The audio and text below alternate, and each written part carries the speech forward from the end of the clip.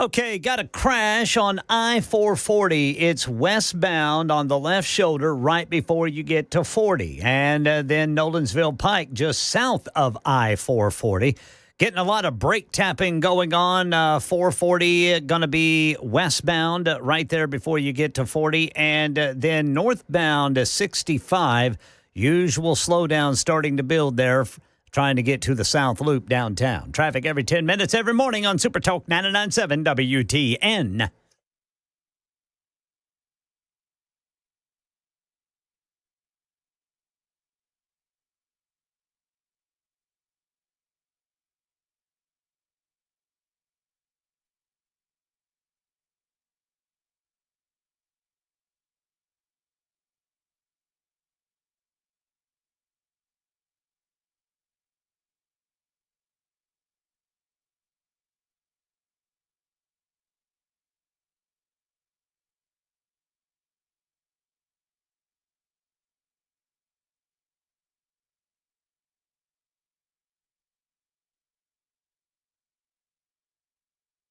Hey, kids, it's the Matt Murphy Radio Show underway for another day. Happy to have you with us. Thank you for being around. 7 minutes after 3 o'clock. What's going on, everybody?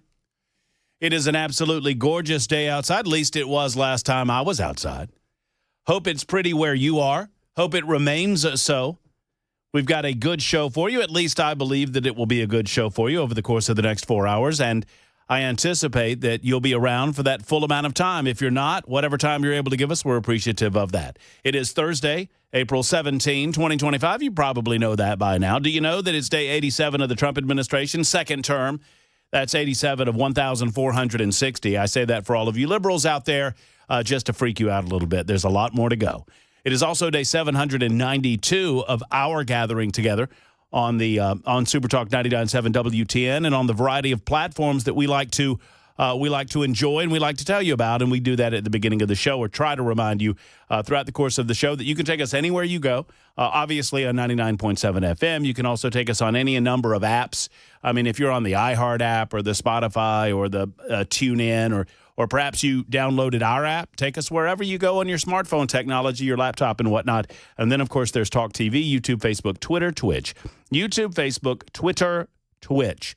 Join us there. Like and subscribe us. Ken Weaver's back in News Closet B. And Ken Weaver, I think he has the latest data sheet on how much it costs to like and subscribe. How much does that cost, Ken Weaver? Absolutely nothing, boys. Yes. Wow, it's doubled since last time. Wow. I mean, inflation. You know how it goes. You know how all that goes. Ken Weaver, what's going on, brother? Just following all this breaking news, man. It looks like the threat down there at Florida State University has been neutralized. Mm-hmm. I'm seeing 6 hurt, 1 in custody. There were reports of at least 1 dead. I don't know if they're walking that back now. But 6 hurt, 1 in custody after a shooting at the Florida State University Student Union building. And the Fourth Circuit Court of Appeals has denied the Trump administration's seeking emergency relief from that judge who wants them to facilitate the return of Abrego Garcia from that El Salvadoran prison. So this sets up the Trump administration to go to the Supreme Court to seek emergency relief. There you go. So the same Supreme Court that talked about facilitation is now going to be taking up facilitation. Taking up facilitation. So what did you mean by facilitate? Well, we'll figure that out together. Chris Weber, I would be remiss if I didn't say hello. Hello. How's it going with you? It's going pretty good. Yeah. Yeah. Well, I'm gonna try to make everybody's day a little better at some point through the course of the day. But a lot of bad news. Yeah. Starting with the campus of FSU. So. You're right, Ken. There's a news conference that is coming on this mass shooting. We'll try to gyp some of that jointed in progress as that becomes available to us. Because in the aftermath of an event like this, as we always like to tell you, there is news that comes out that's legit, and then there's some stuff that comes out that's speculation. And we live in an incredible age where we get news at a moment's notice from around the globe, whether it's in Tallahassee, Florida, or Nashville, Tennessee, or wherever it might be. But sadly, with that spread of information comes a spread of misinformation, sometimes disinformation at other times. Misinformation being someone accidentally or erroneously reporting something unbeknownst to them, disinformation being the intentional dissemination of misinformation. One way or the other, there are holes to be filled in a case like this, and we try to withhold. We try to tell you only the things that we know, right? And if we do enter the arena of speculation, then we try to tell you we're entering the arena of speculation. That's what you do. But the fact of the matter is there was a shooting down there in Tallahassee. There are a number of people hurt. There were reports that there were 2 shooters. There were reports that there were 1 shooter. We've got to figure all of that out. There's a press conference, a news availability coming out of Tallahassee, and we will bring that to you live on Super Talk 99.7 WTN. Now, it is a First Amendment Freestyle Friday on Thursday on the Matt Murphy Show. I will not be here for Good Friday. And so with that in mind, we'll have a session of Fri-Jay starting at 4:05 this afternoon. A Fri-Jay session on a Thursday. Always good fun. Be along for that and get your questions and your comments in.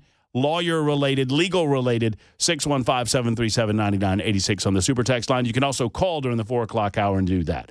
Representative Scott Sapicki is going to try to explain exactly what went down with the budgets for us today at 5:05 this afternoon. He'll stop by. A number of questions about budgets, a question or two about primaries and why somehow that's going to cost an additional $8 million for the state of Tennessee. We'll ask him about vaping. We'll find out where the immigration bill is. I had some answers earlier today about where some of this stuff was, but we'll get some answers as to where it is now. It is my understanding that the budget did, in fact, pass. There was misinformation, or no, I won't say misinformation. There was some confusion, and several people reached out to me because you guys know, I want to clear some of this up. You know how near and dear to my heart Men of Valor as an organization is. If you're new to the show or have not heard me for some reason or another talking about Men of Valor, we have a wonderful relationship. I have a partnership with Men of Valor, and I'm very proud of it.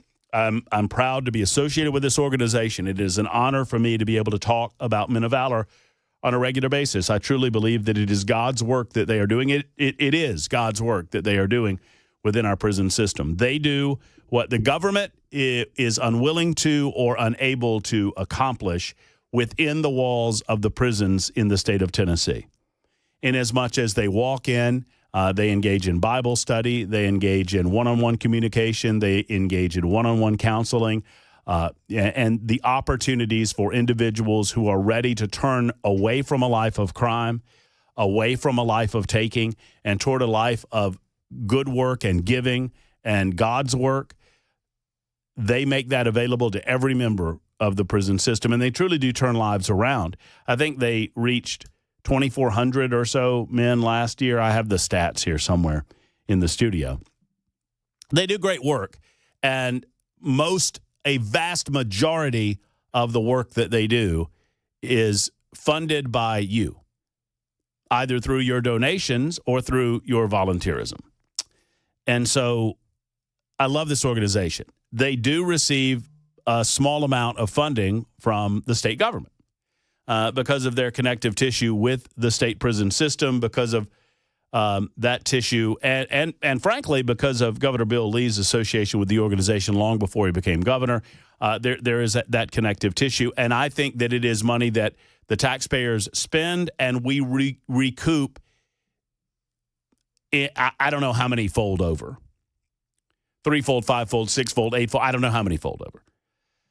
The idea being, if we spend a little money, either through donations or through budget, through the General Assembly, you're getting a lot of that money back through a lack of recidivism.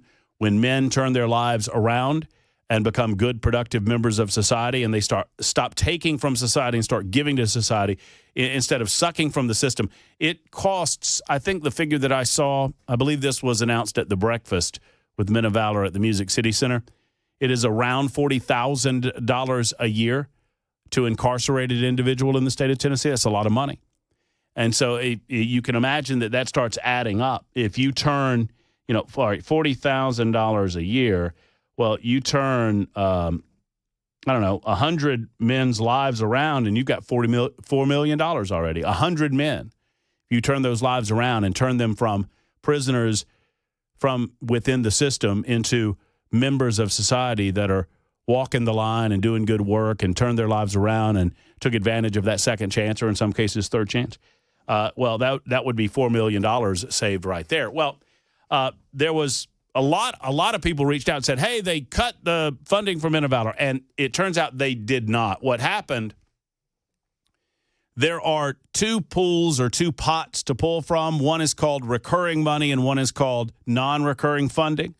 Recurring money just pops up back in the budgetary process every year, and so there does not have to be an additional ask on an annual basis. Non-recurring money, you have to go back annually, and you have to justify why you should get some of that money again, and you kind of have to start from zero. So the governor had requested $4 million in non-recurring funds and $1 million in recurring money for Men of Valor. The General Assembly removed the $1 million recurring money, and they will still receive $4 million in non-recurring funding. So that's good news. That's more money than they received last year. I think that's the most that has been granted to Men of Valor since they have been receiving government money. I think it's gone up from like $500,000 several. As a matter of fact, I can tell you what the figures are. It went from, fiscal year 22, it was $500,000, went to $1 million in 23, and it was $3 million in 24. And this fiscal year, the fiscal year of 25-26, it was a $4 million allocation, and the budget just passed. I firmly believe that we will see this money back to us twofold, threefold, fivefold, eightfold, whatever it is, based on the good work that they do. All right, just wanted to clean that up. The budget passed. I can go over some of these numbers for you. I would actually make them interesting and sexy because that's what I do. So never you fear. We'll do some math here, and we'll make it fun and entertaining for you. And we'll do that in just a little bit. All right, so we start with the latest on Mr. Garcia. Great work, first and foremost, by Michael Patrick Leahy and Tom Pappert and his organization at the Tennessee Star. As we have said over the last several weeks, the Tennessee Star is not getting the credit that they deserve to staying on top of some of these stories, to include staying on top of the Covenant School shooter, quote-unquote, manifesto, and they deserved better with regard to that manifesto as the FBI inexplicably handed it to one reporter alone, Megyn Kelly, who, to my knowledge, really didn't have anything to do with the case or was not intimately involved in demanding that that information be released, yet it was released to her and her alone. Her organization got eyeballs on it, and then nobody else got to see it. Makes zero sense to me, and I still haven't forgiven Cash Patel or the FBI as a result of it, and I don't understand it, and it's yet to be explained, and I mean, that's all I'll say about it. I'll leave it there. It is infuriating to me that this FBI is doing the same thing that the Biden FBI did, and that is picking winners and losers as to who gets information made available to them and who does not, who gets to look at stuff and who doesn't. That's not what the government should be doing, picking winners and losers with regard to publicly available information. It should be made public to all of us. We're still waiting on the Epstein files, too. But setting that aside for a moment, and my frustration, in part for the Tennessee Star continues to do great work. And so they dug up that the individual in this case, Kilmar Abrego Garcia, who is an alleged member of the Central American gang MS-13, who was deported, of course, as we well know, and has been made a poster child as to how the Trump administration isn't doing things the right way. Well, apparently, he was suspected of being engaged in human trafficking by a Tennessee Highway Patrol officer who detained him in December of 2022. And new reporting on that from Just the News has the detention actually happening in November, late November, and it was just reported in early December of 2022. But be that as it may, it led the Tennessee Highway Patrol, according to reporting from the Tennessee Star, to contact the FBI for guidance. Within 2 hours, the FBI ultimately requested that the THP release Garcia and all of his passengers in the vehicle. And Tennessee Highway Patrol then complied with the request. The Star learned from sources familiar with the incident that Abrego Garcia was stopped for unknown reasons on December 6, 2022. Now, it turns out that that stop might have occurred, once again, the week before. The THP officer responsible for the stop immediately discovered Abrego Garcia was transporting 7 passengers, 8 individuals inside of the vehicle in total. During the nearly 2-hour traffic stop, the THP officer determined that Abrego Garcia was operating the vehicle without a valid driver's license and began searching for information about him.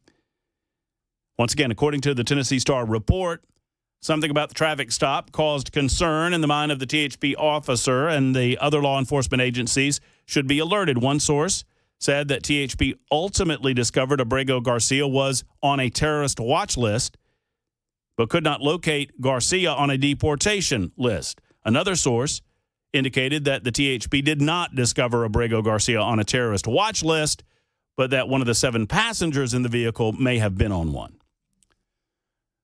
THP, the Tennessee Highway Patrol, subsequently called the FBI, and according to the Tennessee Star, they were then led to, obviously the FBI was led by Christopher Wray at the time under the Biden administration, and the FBI instructed THP officers at the scene to capture photographs of all 8 people in the vehicle and documents its contents. Once the photographs were captured, the source told the Star that the FBI then requested THP release all 8 individuals, and that the officers in Tennessee complied with the request.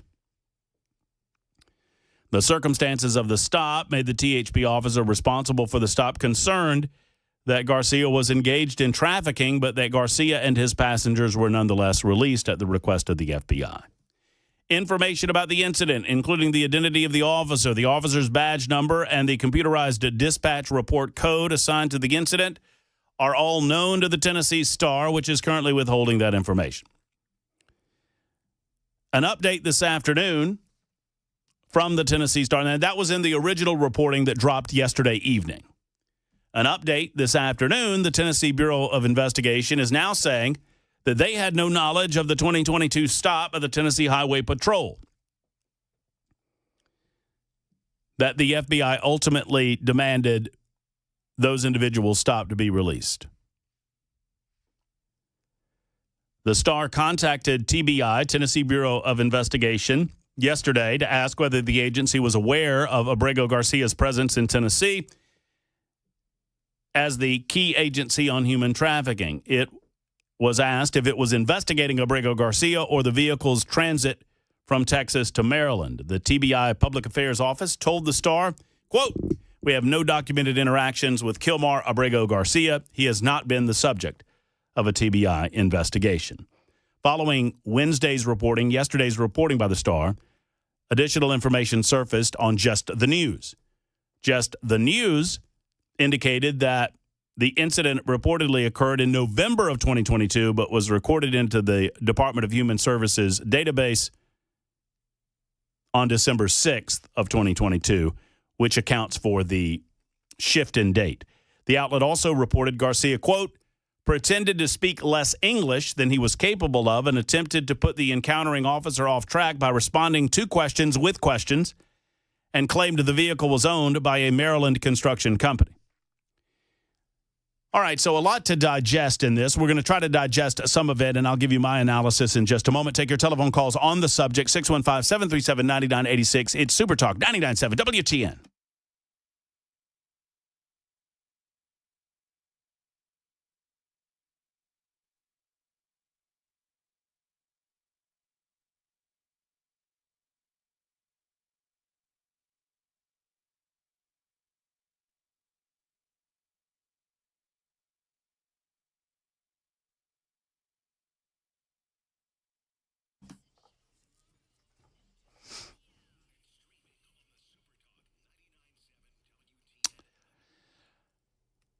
You know, the bottom line is this. If you notice symptoms of foundation issues, symptoms of waterproofing issues, you don't know what's going on. You need an expert to tell you what's happening. You need a trusted source of information to help you understand exactly what's happening in your home and what you need to do to fix it. That source is USS. Always USS, United Structural systems. USS, they say they guarantee their best, and they certainly do. They're there to diagnose an issue. They are never there to upsell you on anything. They're not going to try to sell you on anything you don't need. They are quite busy, thank you very much, dealing with problems that truly do exist, like foundation issues, waterproofing issues. And man, oh man, with all of the rain and the nasty weather that we've had of late, you might have noticed a musty or moldy smell in your basement or crawl space. Could be a little something, could be a big something. Let's find out together with USS. They have almost 30,000 satisfied customers in the last 30 years. They guarantee their best at USS. Call them today and let them keep your home stable and dry for the foreseeable future. 615-488-7855. That's 488-7855 or USSTN.com, USSTN.com.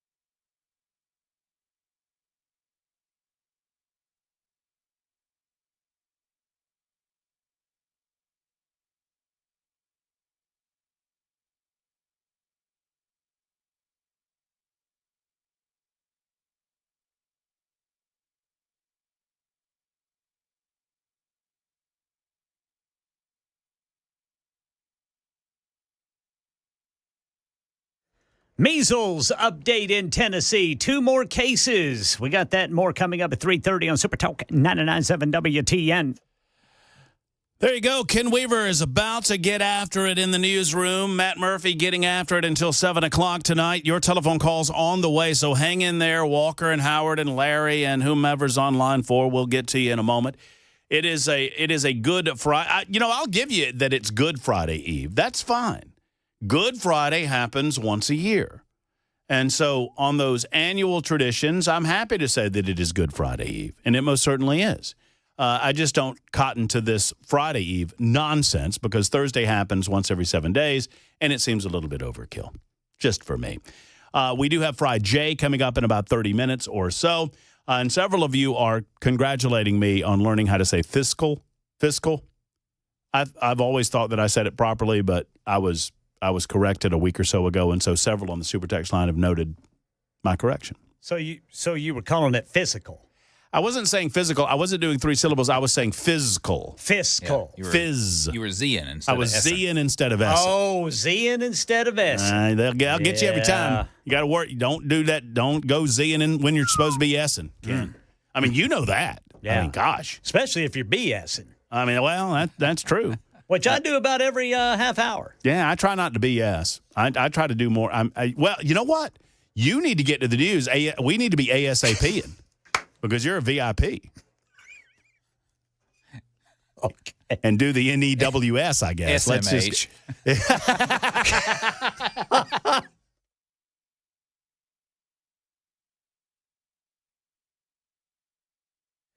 I'm Ken Weaver with your top stories. We have the full forecast and traffic in 5 minutes. And right now, the Tennessee Department of Health confirming 2 additional cases of measles in Middle Tennessee. Both are recovering at home. This brings to 6 the total number of confirmed measles cases this year. Officials are not saying where these 2 new cases are in Middle Tennessee. We do know that one of the previous cases was in Rutherford County. Nationwide, there are more than 700 measles cases in 25 states with 2 confirmed fatalities. Tennessee health officials encourage you to talk to your medical provider about measles prevention. Channel 4 says the House passed a bill banning DEI programs and hiring policies in local governments and schools. Debate was so heated, though, the bill's sponsor moved to abruptly end debate. Vote was taken, and it passed. Here's House Majority Leader William Lamberth and a Democratic lawmaker as to why that debate was so abruptly ended. Pretty disgusting what they do on a regular basis to our members. And so when we want to debate and they just want to fling insults and hold up signs and all this kind of stuff, it makes it very difficult to have a robust debate on the issues. I don't believe anything was nasty was said. I would challenge him. Give me the representative and what was said, and let's have a conversation. You won't find that. Well, a companion DEI ban bill was pushed off for a vote on Monday to let everyone calm down. A bill is headed to Governor Lee, who can sign it into law that restricts sales of certain hemp products that get you high in Tennessee. Products that would be impacted include vapes, hemp flour, and pre-rolled joints. And fatalities confirmed on the campus of Florida State University in Tallahassee, where police say a gunman opened fire before being taken into custody in the Student Union building. It's definitely shocking to me right now. Generally, Florida State University is a very safe campus. I know they have a good amount of police presence. At least one person taken into custody. The threat has been neutralized, according to Florida State University. That is the latest news. Traffic and weather next. I'm Ken Weaver, WTN News.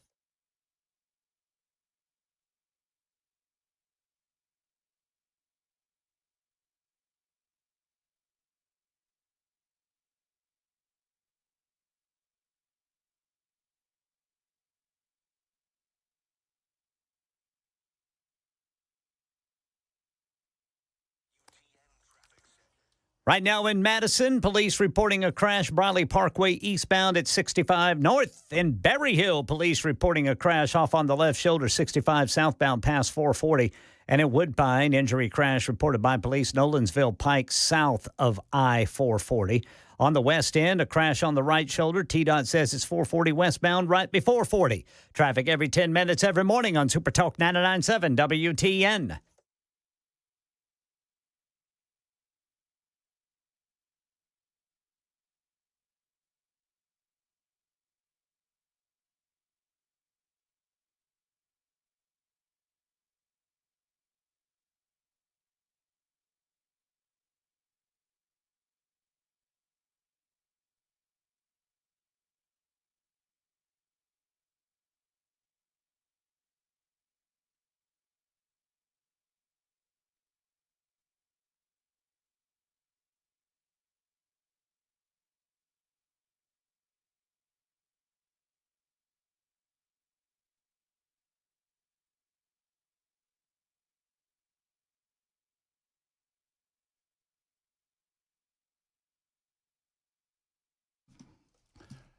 Hello, friends. It's Matt Murphy for the Tennessee Men's Clinic. Gentlemen, if you're feeling run down, sluggish, if you have low energy, and if it's impacted your willingness or your want to or your can do in a lot of activities, like going to the gym, like working outside, or like bedroom activity, intimacy with your significant other. These can be things that can harm your relationship. It can damage your life. You need to get with the Tennessee Men's Clinic. Have one of their qualified urologists go over you. They'll take a little blood work, and they'll figure out what's going on. If it is a lowered testosterone level, they can talk to you about options that are available for you, and there are many different options available for you to get back right as rain and get back to activity again, whether it's gym activity or recreate and rediscover the intimacy in your romantic relationship. It's all about romance. It's all about relationships. It's all about lifestyle at the Tennessee Men's Clinic. Let's get back to life, men, with Tennessee Men's Clinic. Go to TennesseeMen'sClinic.com or call today, 615-208-9090, 208-9090.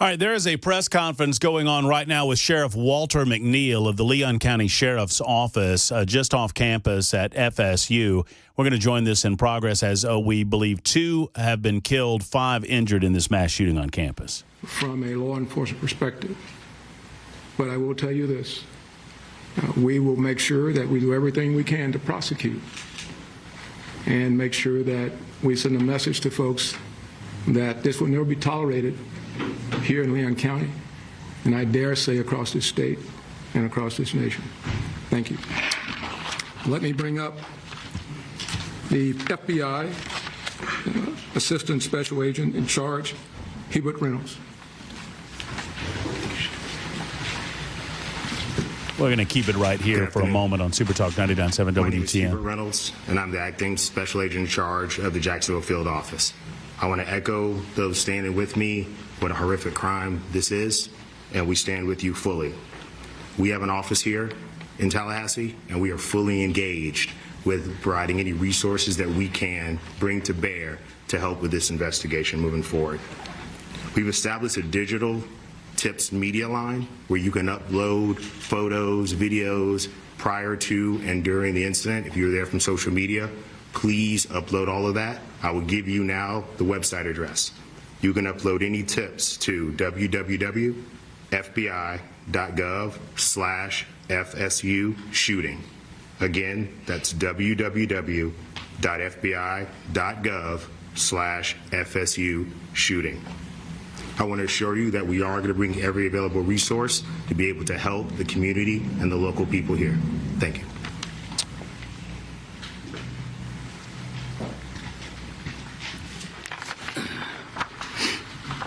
Good afternoon, everyone. I'm Richard McCullough, Rick McCullough, president of Florida State University. This is a tragic day for Florida State University. We're absolutely heartbroken by the violence that occurred on our campus earlier today. 2 have died. 5 other innocents are being treated for their injuries. We're working to support the victims, their families, and everyone affected by this traumatic event. I just returned from the hospital. The First Lady and I met some of our students who were the victims. Our hearts go out to our students and the victims of this terrible tragedy. I have to say that our law enforcement, our FSU police officers, are absolute heroes in this regard. The call went out, someone called it in, and immediately they responded to the scene and immediately neutralized the suspect and prevented this from being a bigger tragedy. I want to thank them so much for what they do to try to keep our students safe. I want to thank all the law enforcement partners, FSU Police, Tallahassee Police, Leon County, Sheriff's Department, Florida Highway Patrol, and Florida Department of Law Enforcement, and all other responding agencies for their rapid and courageous response. I want to thank everybody that came out to visit with the students and help us, and to be here today for this press conference. And I appreciate so much the support that you're all providing to our university and to our students. We're fully cooperating with the investigation, and we defer to law enforcement as they continue their work. I'd also like to thank all the healthcare providers at Tallahassee Memorial Hospital. They're treating and providing outstanding care to our victims. All right, that's Richard McCullough, who is the Florida State University president, speaking right now. We're going to keep it. Chris Weber and I'm certain Ken Weaver will keep a monitor on that. And if there's any additional information that comes out of this press conference, we'll make you aware of it. Here's what we know. Police are saying that 2 are dead in the FSU shooting. The deceased victims are not students. 5 more were injured. And the suspect was, according to them, quote, neutralized and then taken into custody. The gunman is believed to be a student. That's all I have. I missed, and I apologize for it, I missed the very beginning of that press conference, but I will say that the gunman has been identified as a 20-year-old Phoenix. Well, I won't say his name. He is the. Oh wow. He is the.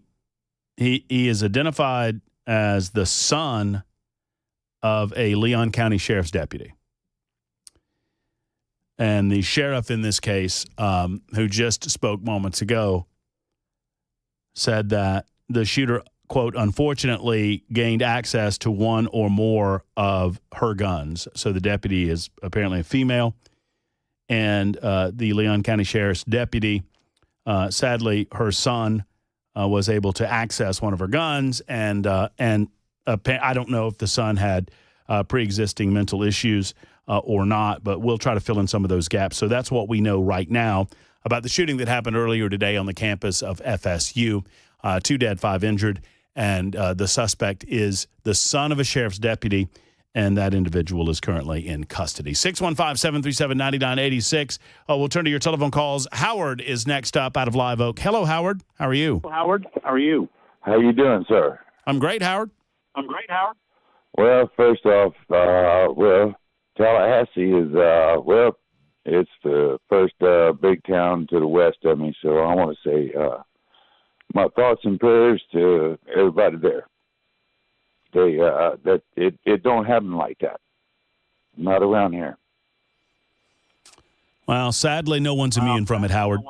I'm trying to say as little as possible because I'm hearing myself in a doom loop when I talk to you. There's an echo on the line, Howard. What else is on your mind? Well, I want to speak to you about the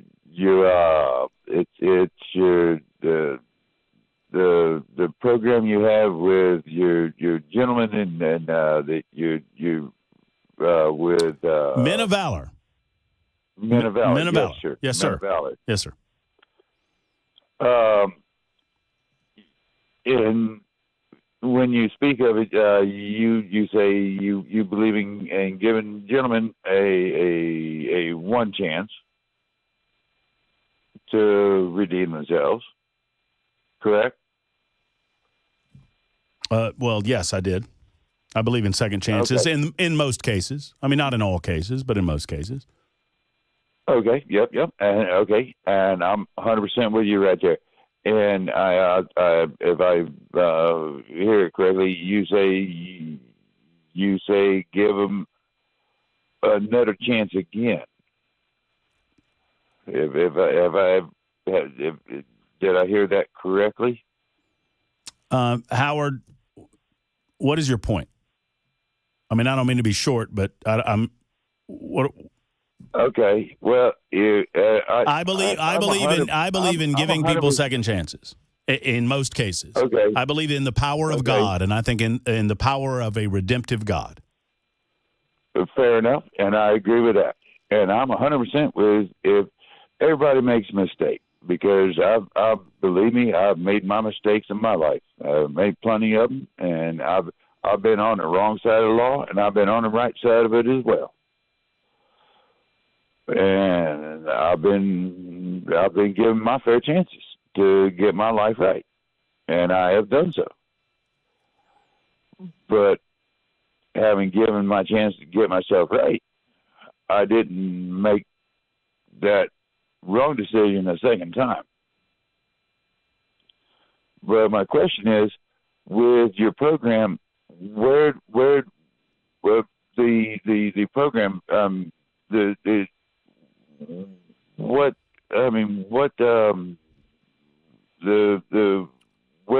does your forgiveness lie on what people do you forgive? I mean, do you forgive? I mean, I understand. I mean, if it's gosh, Howard, we gotta get to that question at some point, brother. What? Say it again. What? Real quick. We gotta go quickly. I mean, you're not forgiving like child molesters or pedophiles, are you? No, Howard. Oh, okay. All right. Then we good then. Okay. I'm glad to hear it. All right. We all good then. Well, love you long time, Howard. Thank you for the call. I mean, I know it's tough.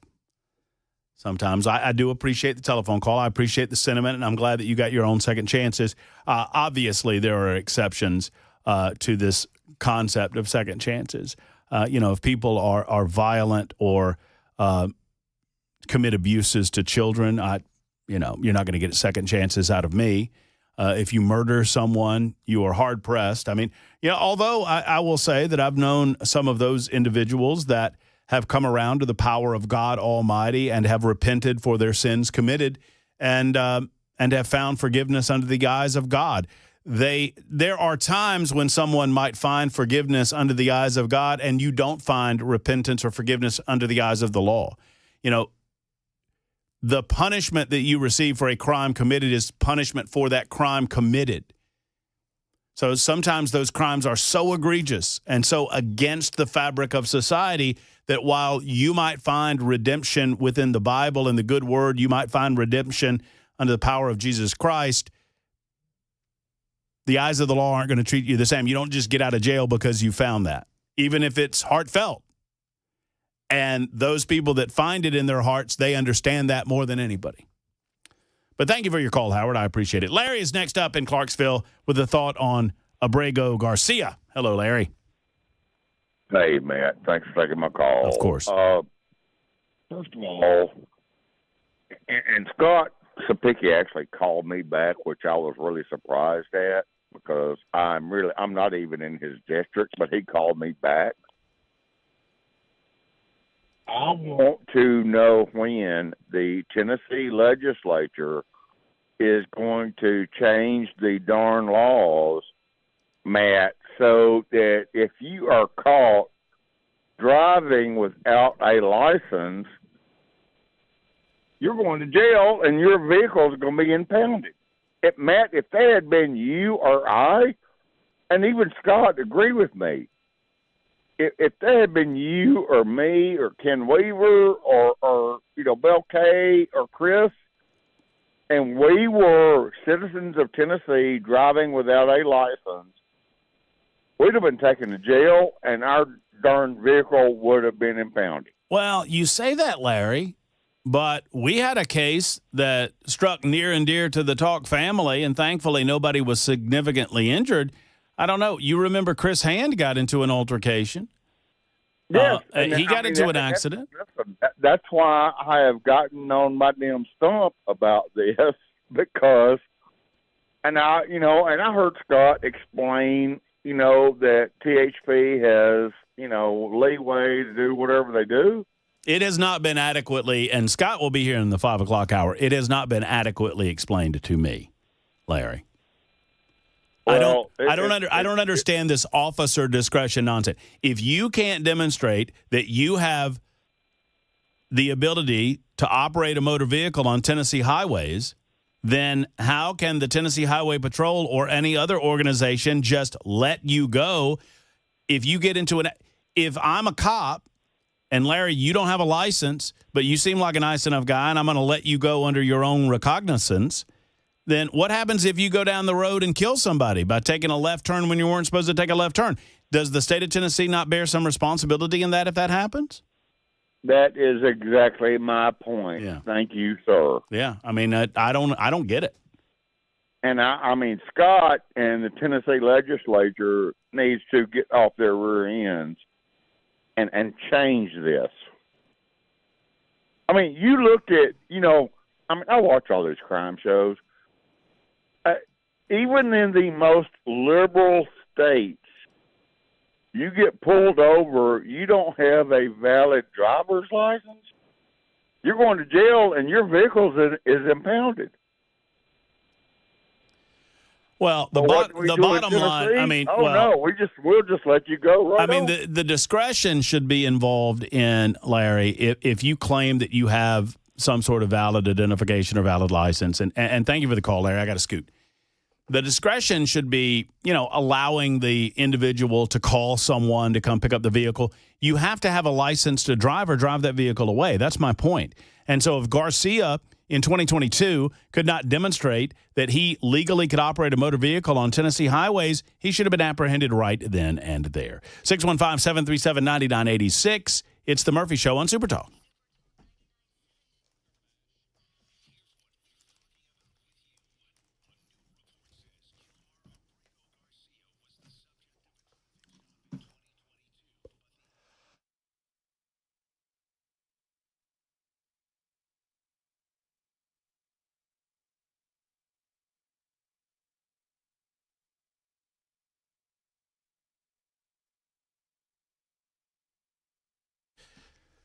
Hello, friends. I want to talk to you about my buddy Shane Ring over at Cover Nash. He's located right here in Middle Tennessee, which is important to me. He's a local expert when it comes to not only opting into healthcare plans, but also becoming educated on what plans you really need. Now, he shops the entire market. He is not beholden to one insurance company or one set of insurance plans. This is very, very crucial for you to understand.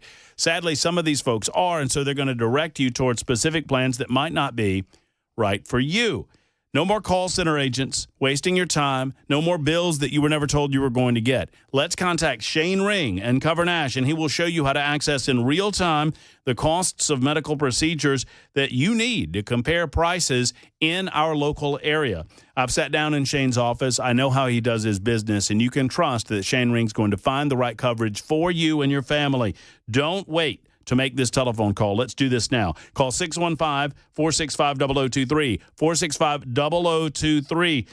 Book your appointment today and have your health plan managed by you, not by the government. CoverNash.com.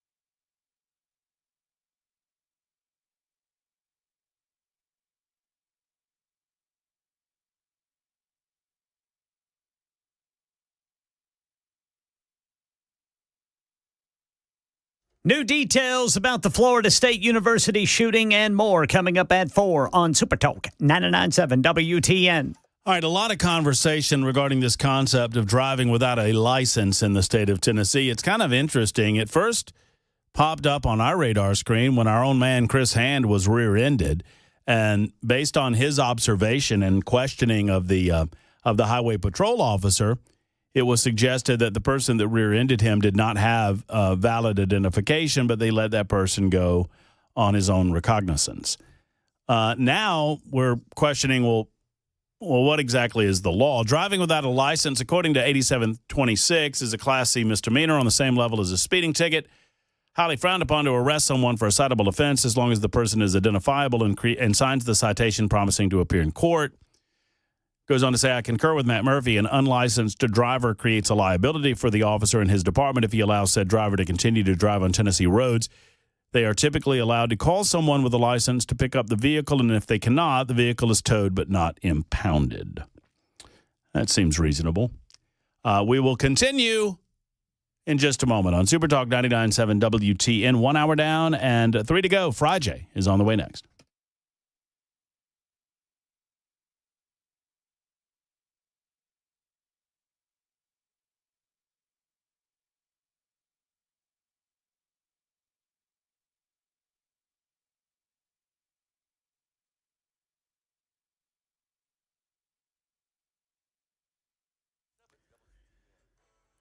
Four o'clock on the dot. I'm Ken Weaver with your top stories. Full forecast and traffic in 5 minutes. The number of measles cases is growing in Tennessee. State Health Department confirming 2 additional cases today, both of them in Middle Tennessee, and both people recovering at home. Brings the total number of measles cases in Tennessee this year to 6. One of those previous cases was in Rutherford County. Officials have not said where these 2 additional cases are.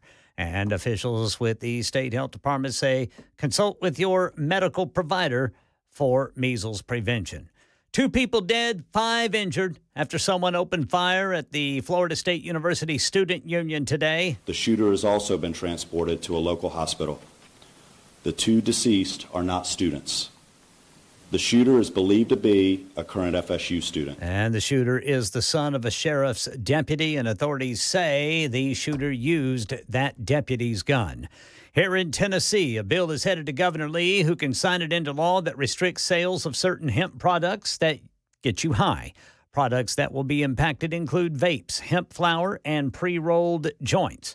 Abrego Garcia update. The 4th District Court of Appeals has refused to lift a judge's order that the Trump administration facilitate the return of the Salvadoran man arrested in Maryland and deported last month.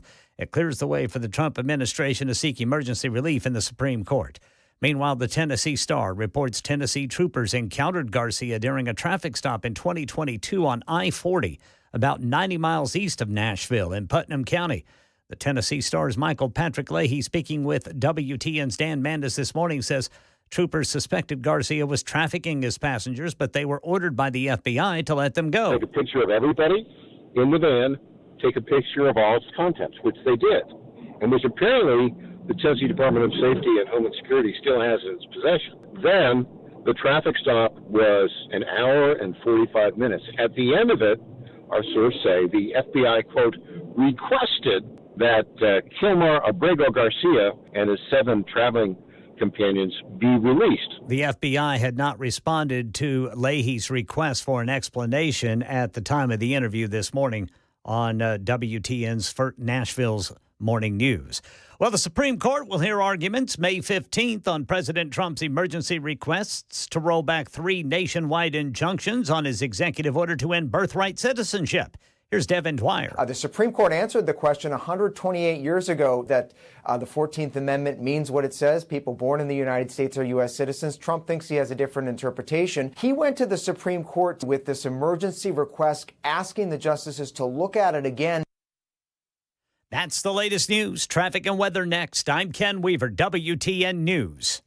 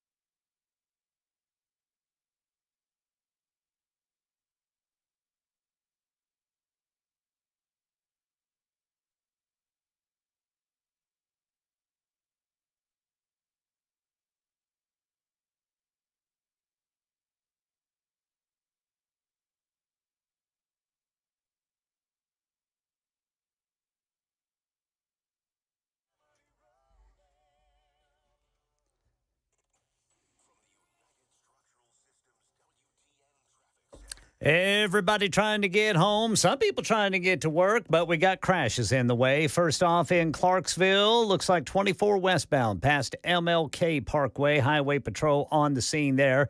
June Lake, Williamson County. Highway Patrol reporting a crash 65 northbound there at exit 55. And in Franklin, the right two lanes are blocked. Police reporting a crash there 65 northbound at Paytonsville Road, Goose Creek Bypass, exit 61. And in Madison, a stalled vehicle on the right shoulder. Got to get over for it, so that's slowing folks down. Broadley Parkway eastbound at 65 north. And then in South Nashville, got a crash with the on-ramp partially blocked, 40 westbound from Fessler's Lane. Traffic every 10 minutes every morning on Super Talk 99.7 WTN.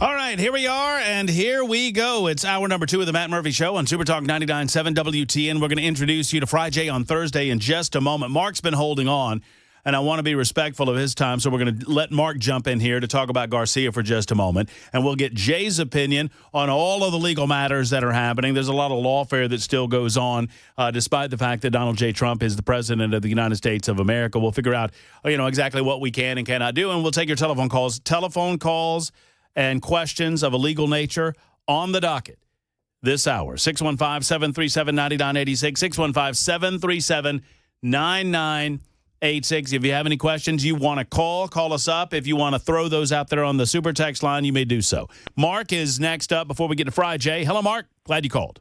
Hi, Matt. Hey, thanks for taking my call. Yeah, I've been thinking about the whole situation with Garcia and the other guys that have been sent down to El Salvador. And I mean, we all know that we're not dealing with Boy Scouts here in general, so I know the kind of overall quality of people who are being sent out. But what's on my mind and bothering me, and I want to hear your thoughts on, is the standards of evidence that have ended up with these guys in this kind of a jail where, Kristi Noem was down there, and even she was saying she doesn't expect any of these guys to come back. I mean, this is basically a one-way door into a pretty, brutal prison situation. And my thought is, if you and I went into business and we had a dispute and we had a civil case, worst thing that happens is either one of us is a fine, and the standards of evidence in civil cases are preponderance of the evidence, better than 50-50, who's guilty, who's innocent. A criminal case is, much higher standard. It's, beyond a reasonable doubt. We've got guys going down there who've never been before a judge, never been before a jury, based on one guy's opinion or, professionals in the Border Patrol who feel this is where they belong. But that's not due process in my mind, and this just doesn't seem right to me. I wonder what your thoughts are on that. What level of due process would an illegal alien be owed in the American judicial system would be where I would start. And I don't know that I know the full-throated answer to that, but I would ask it as a question to you. I think it's a great question. I think the answer to that is if we're going to choose if people get punished, in other words, if we're going to decide that someone's going into a penal system, then I think we have to answer that question to all of our satisfaction. If we're just going to deport someone, if we're going to say, hey, this guy's a Venezuelan citizen and he's in this country illegally, then if we put him on a flight to Venezuela and let the Venezuelan government decide whether they want to prosecute him, okay, no problem. And if this guy, Garcia, who's an El Salvadoran citizen, was put on a commercial flight and ended up at a regular airport going in through border, whatever customs would be there, I wouldn't be bothered by him being turned over to the country and them deciding what they're going to do with him. But the fact that we're delivering all these guys in a manner to El Salvador that says we believe they're guilty of something and we believe they should be punished, and specifically we're putting them in a hole forever, essentially until they die, that's a problem. This just isn't right. Well, I understand the concern that they are ending up in the El Salvadorian prison. Isn't that up to the El Salvadorians, whether they stay there or not? It should be, I guess. But and it's illegal. And so El Salvador, it's illegal to have been part of the MS-13 gang or Barrio 18 in that country. Well, I guess, yeah. Well, and this is great, but when you look at ECOT, all the guys that have been put in there before, El Salvador made that judgment that they were members of those gangs, and El Salvador put them into that prison. El Salvador appears to just be taking our word for it based on one of our people here looking at some tattoos and saying, well, we think that means you're a gang member. It was more than that, but yeah, I get it. Yeah, there was a court case in 2019. There was more than that. But so the argument then is that we did not fully give due process to an illegal alien who came into the United. Let me walk through it for a second. So we did not give full due process to an illegal alien who came into the United States of America illegally in 2012, in as much as we did not prove in court to the satisfaction of a judge that he was in fact a member of MS-13. Is that what we're saying?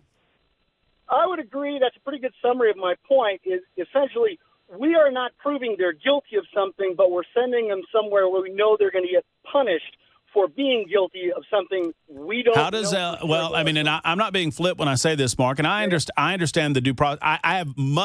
I don't really have a lot of due process concerns for individuals who broke the law to get into the United States of America. I just don't. But I do know how an El Salvadorian individual can prevent being mistaken for an MS-13 gang member. Sure, by not coming here. By not coming into the United States of America illegally, and isn't that the point? I would agree with that with the caveat that violating our border shouldn't result in somebody being thrown in a hole for the rest of their day. Well, I understand that it might be distasteful, but the question then is it unconstitutional in terms of the civil rights of a non-citizen? Well, that's a good question in terms of what their rights are under our law. But I guess when you have some standard of international law, shouldn't we just send them back? We're not governed by international law. Donald Trump is not beholden to any sort of international law. I understand that you want to uphold standards, and I understand that we want to get. The due process that should. If you're asking me, and thank you, Mark, for the call, I'm going to ask some of these questions to Jay St. Clair, who stands by for our Fri-Jay edition. These are important questions. There's no doubt about it. And if you're asking me how he ended up in an El Salvadorian prison, I think that is a legitimate question. I know how he could have prevented from being there, and that is to not enter the United States of America illegally and not engage in such activity that would lead many officials in this country to believe that he was a part of the MS-13 gang. All of this is of a legal nature, and I'm not the legal expert on this radio show. That would be Jay St. Clair. Americans. It's Fri-Jay. And he anxiously awaits, and his time is very valuable. He's going to charge us double time for having to wait, but Mark had held for a long time and wanted to get his question in there. It is time for Fri-Jay on Thursday on Super Talk 99.7 WTN. We welcome you, Jay St. Clair, to the program. My man, my legal expert, my life consultant, my best friend, and gambling buddy, Jay St. Clair. Hey, Jay. Hey, buddy. How are you? Man, I thought you might ask me that. Mm-hmm. I think the only way I could be any better is if I were Roy McIlroy. Now that would be pretty good now. Yeah, that'd be pretty good. You got the world on a string if you're Roy McIlroy right now. I mean, good for What him. a great story. Yeah, Just what a great story. I've read some stories about it, and people are very articulate about it. But just as the perseverance, you just got to stick with it. And someone a lot wiser than me said golf is a perfect metaphor for life. Mm-hmm. And his career is a pretty good metaphor of my life. I've missed a lot of 4-foot putts in my life, man. You've heard me say many times, I've made a lot of mistakes in my life. I've had a lot of 85-yard wedges in the creek. Yeah, I can identify with that, my friend. But to get a second crack at it, to get a second chance at it, and let me tell you, I mean, who I guess it was. Was it Jack Nicklaus or Bobby Jones that said golf is a game played? In the space between your two ears, the 5-inch space between your two ears. Right. Bobby Jones. Yeah, it's Bobby Jones. And or the most difficult distance in golf is the distance between your ears. Right.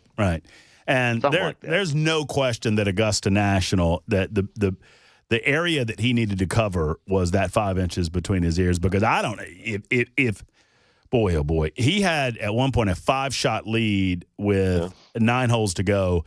And if he had lost that tournament, I don't know what you do with that. But thankfully he did. He 3 putts on 18 to go drop down into a tie. How does he get back from that, Matt? Well, on the first playoff hole, he hits it to 2 feet. Well, that'll do it.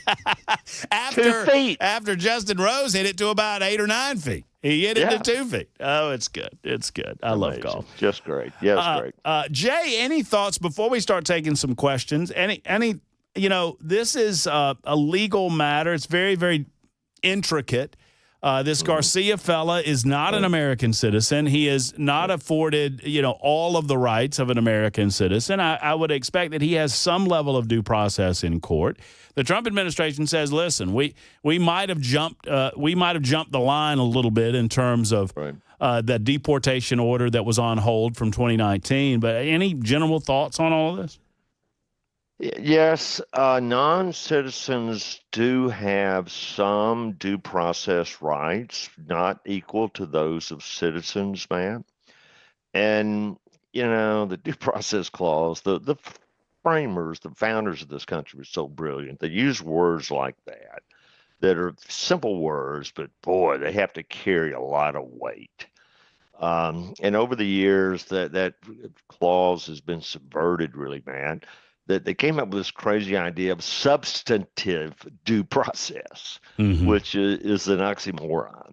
It's not substantive, it's procedural.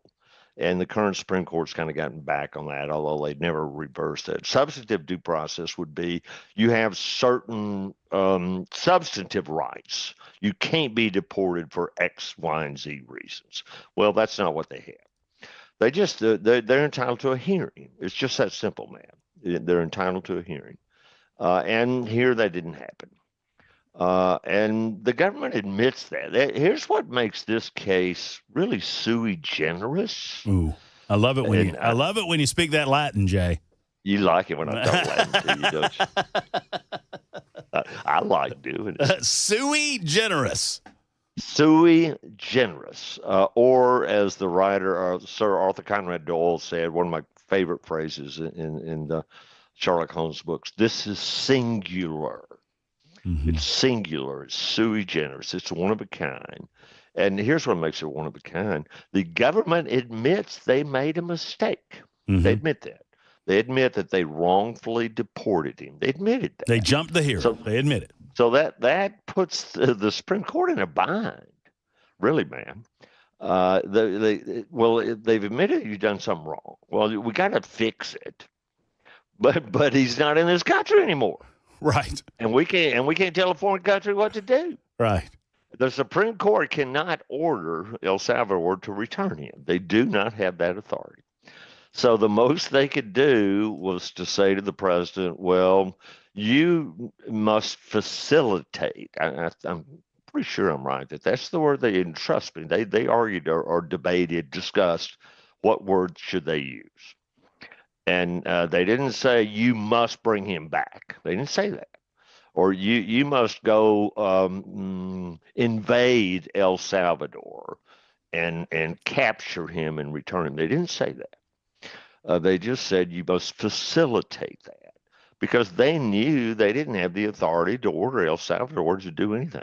So it is sui generis. Let's just put it this way, man. I have a feeling that the president of El Salvador likes Donald Trump. Mm-hmm. And I think he wants to be as good of friends with the United States as he can be. And I suspect there have been conversations between the countries about this gentleman. And I suspect the president of El Salvador said, hey, do you want this guy back? And I guarantee it. And they said, well, nah, we're not in any big hurry about that. You know, but but they had to be careful what they said. Right, well, right. If I was their lawyers, here's what I would advise him to say, man. Well, the Supreme Court has ordered us to facilitate his return to the United States. And so we are here to help you in any way we can to have him return to the United States. We are your facilitator, but your country is your country. And this person is a citizen of your country, and he's in your country. So it's your decision what to do with him. But if you decide you want to send him back to the United States, we are here standing ready, willing, and able to facilitate that happening. Yes, we will make that as easy as possible. Yeah. Have you understood everything that I've said? Yes, sir. I understand everything you said, and I don't think it would be right to send him back to the United States. And so the argument, then you turn around to the Supreme Court and say, hey, we're doing everything we can. We just talked to El Salvador here, and they said they'd let us know, you know? Well, I mean, he said it in the Oval Office. Well, he did. What do you want me to do? Smuggling? Do you want me to smuggle a terrorist back into the United States? No, it is sui generis. If you made a movie about this, man, no one would say, well, that could never happen. Well, that's right. I mean, no, that would never fly. It would never go down. All right, Jay St. Clair is with us for the better part of the hour, and your questions are most important. We'll get to those momentarily. If you want to call us up, it is a Fri-Jay on Thursday on the Matt Murphy Show on Super Talk 99.7 WTN. Any legal question on your mind, Jay's got an answer for you. 615-737-9986. 615-737-9986. We'll also take Super Text as well. It's the Murphy Show on Super Talk.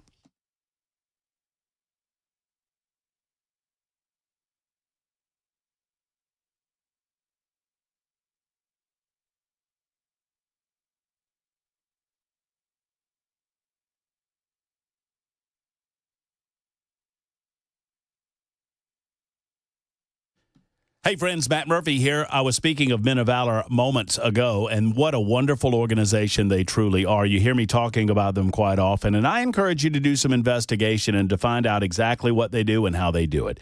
Men of Valor, they bring men to lives of God within the prison system, and they need your help. Whether it's through volunteerism or through your generous donations, Men of Valor is in every prison in the state of Tennessee, and they are discipling men. They're sitting down with them, offering Bible study and other consultation to help bring them to a life of God. So when they are released from prison, and know this, 90% of the men who are in prison are going to get out at some point or another. And when these individuals get out, we want them to be givers, not takers. We want them to be good stewards of their community, not recidivists. And that's what Men of Valor is all about, reducing that recidivism rate and making good members of our Tennessee society. Will you join them? MOVministry.com. That's MOVministry.com for our friends at Men of Valor.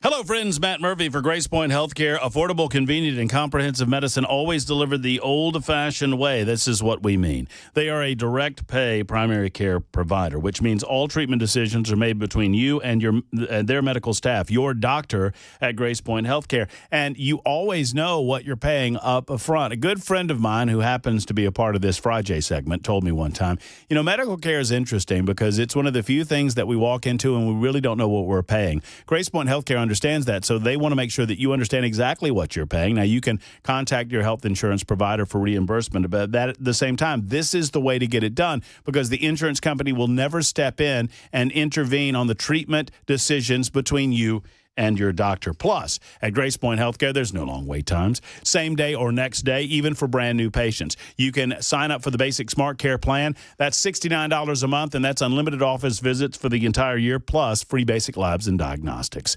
Grace Point Healthcare, located in the heart of Franklin. Give them a call at 599-6868, 599-6868. Grace Point Healthcare, modern medicine delivered the old-fashioned way.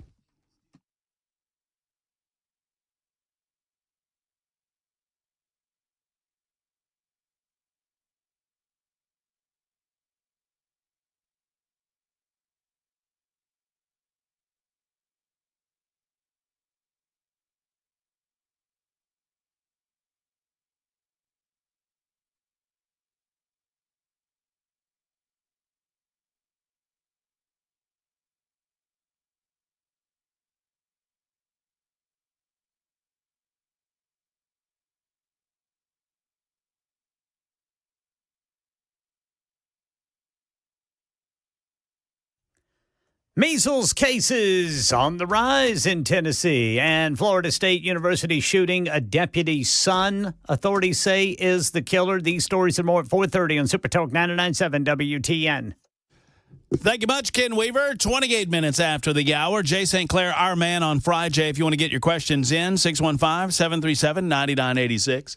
615-737-WWTN. That's the way to get it done. And we'd love to hear from you. You can do that via the super text line or on the phone lines, and phone lines are up and available right now.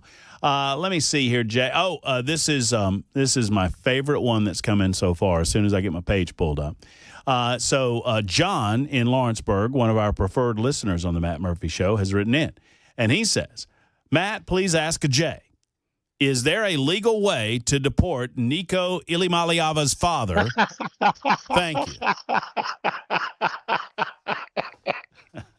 I knew you'd get a kick out of that. Well, I'll say this. I've been learning all the reasons one can be deported. Uh-huh. And one of the reasons is if you lack good moral character. Oh, that's good. That's good. So, John, I will let you form your own conclusion about that. The overall, the art, and I know you, I don't want to presume, Jay, maybe you have looked into the legal ramifications of NIL, and I know we've talked about it a little bit, but my goodness gracious, it's kind of the Wild West out there right now. Yeah, well, it's changed the world. And the Supreme Court, to show you really kind of how out of touch they are in the day-to-day life, man, when they issued the decision that basically required NIL, that said that no college students can have jobs. I've forgotten who it was. I think Gorsuch maybe wrote the opinion. He dropped a footnote and he said, but now they won't be going out buying Lamborghinis. we're not talking that kind of money. We're talking maybe $50,000 a year. He didn't say that, but that was the implication. Right. He said, well, it won't be millions of dollars. Come on, guys. Calm down. Right. Everybody just settle down. We're just talking a little bit of money, a little spending cash. See, that's a guy, all he knows is the Ivy League. Right. He doesn't know the SEC. What is the tagline? It just means more. That's right. That's the SEC. Yeah. It just means more. It just means more. Yeah, nowadays it just means more money.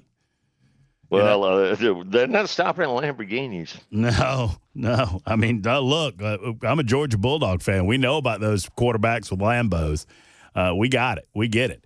All right, Jay, more questions on the way. And by the way, John has already responded to the moral character situation, and he says, in one word, gone. That's what he said. Gone. Thanks, Jay. We're gone to the news, and we'll be back with Jay St. Clair in a moment on Super Talk 99.7 WTN.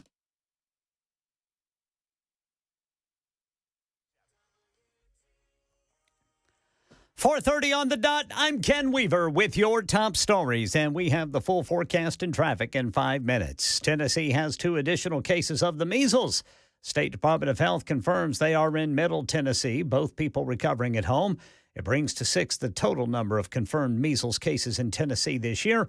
A previous case was in Rutherford County, but officials are not saying where these 2 new cases are, and they say to talk to your doctor about measles prevention. We've learned that at least 2 people died and 5 were hurt in today's shooting at Florida State University in the Student Union building. The shooter is 20-year-old Phoenix Eichner.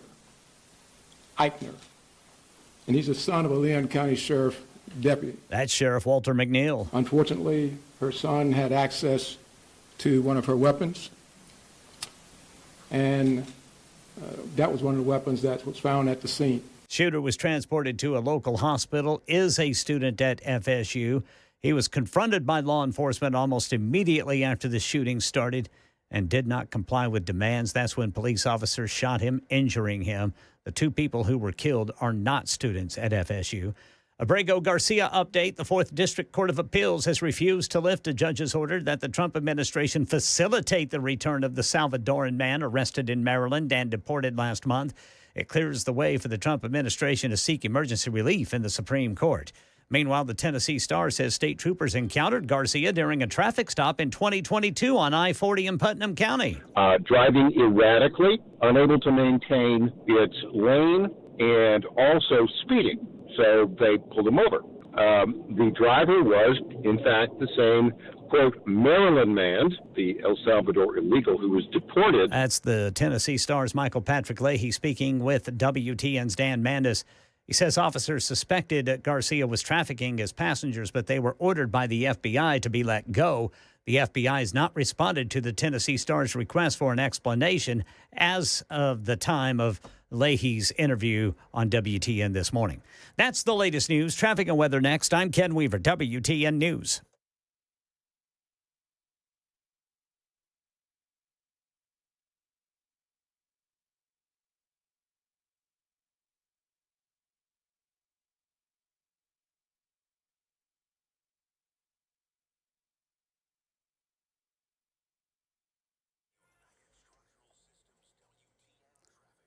Clarksville Highway Patrol says there's a crash 24 westbound just past MLK Parkway. And in June Lake, Williamson County, Highway Patrol says there's a crash 65 northbound at exit 55.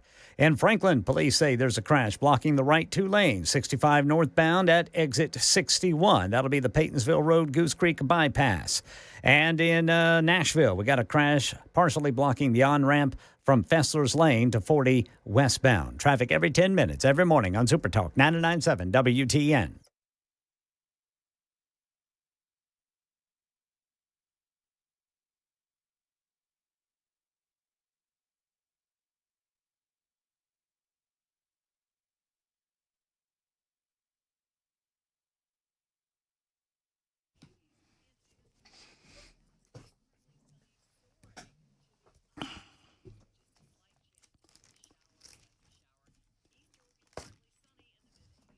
Upper 80s. I blame all of this on Ken Weaver. I'll take it. Upper 80s? Oh, you're welcome. It's April, Weaver. Anyway, I don't care. I don't care. You're going to be running that AC. That's all I can tell you. And if you haven't gotten maintenance done on it, you need to call Jeff Eddy in Efficient Heating and Cooling.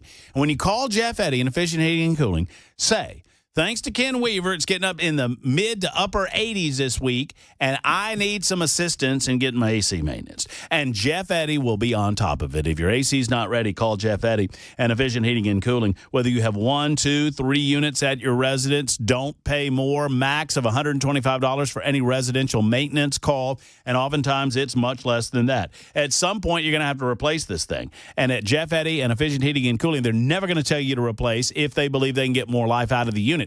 bottom line is this. They're going to tell you exactly what's going on, what they believe that you can do with it. If it's an older unit, if it's time to replace, don't you worry. They're an Elite Pro partner with Rheem, and they can recommend the proper unit for you. Go to efficienthvac.net. That's efficienthvac.net, or call 615-784-4424, 784-4424 for our friends at Efficient.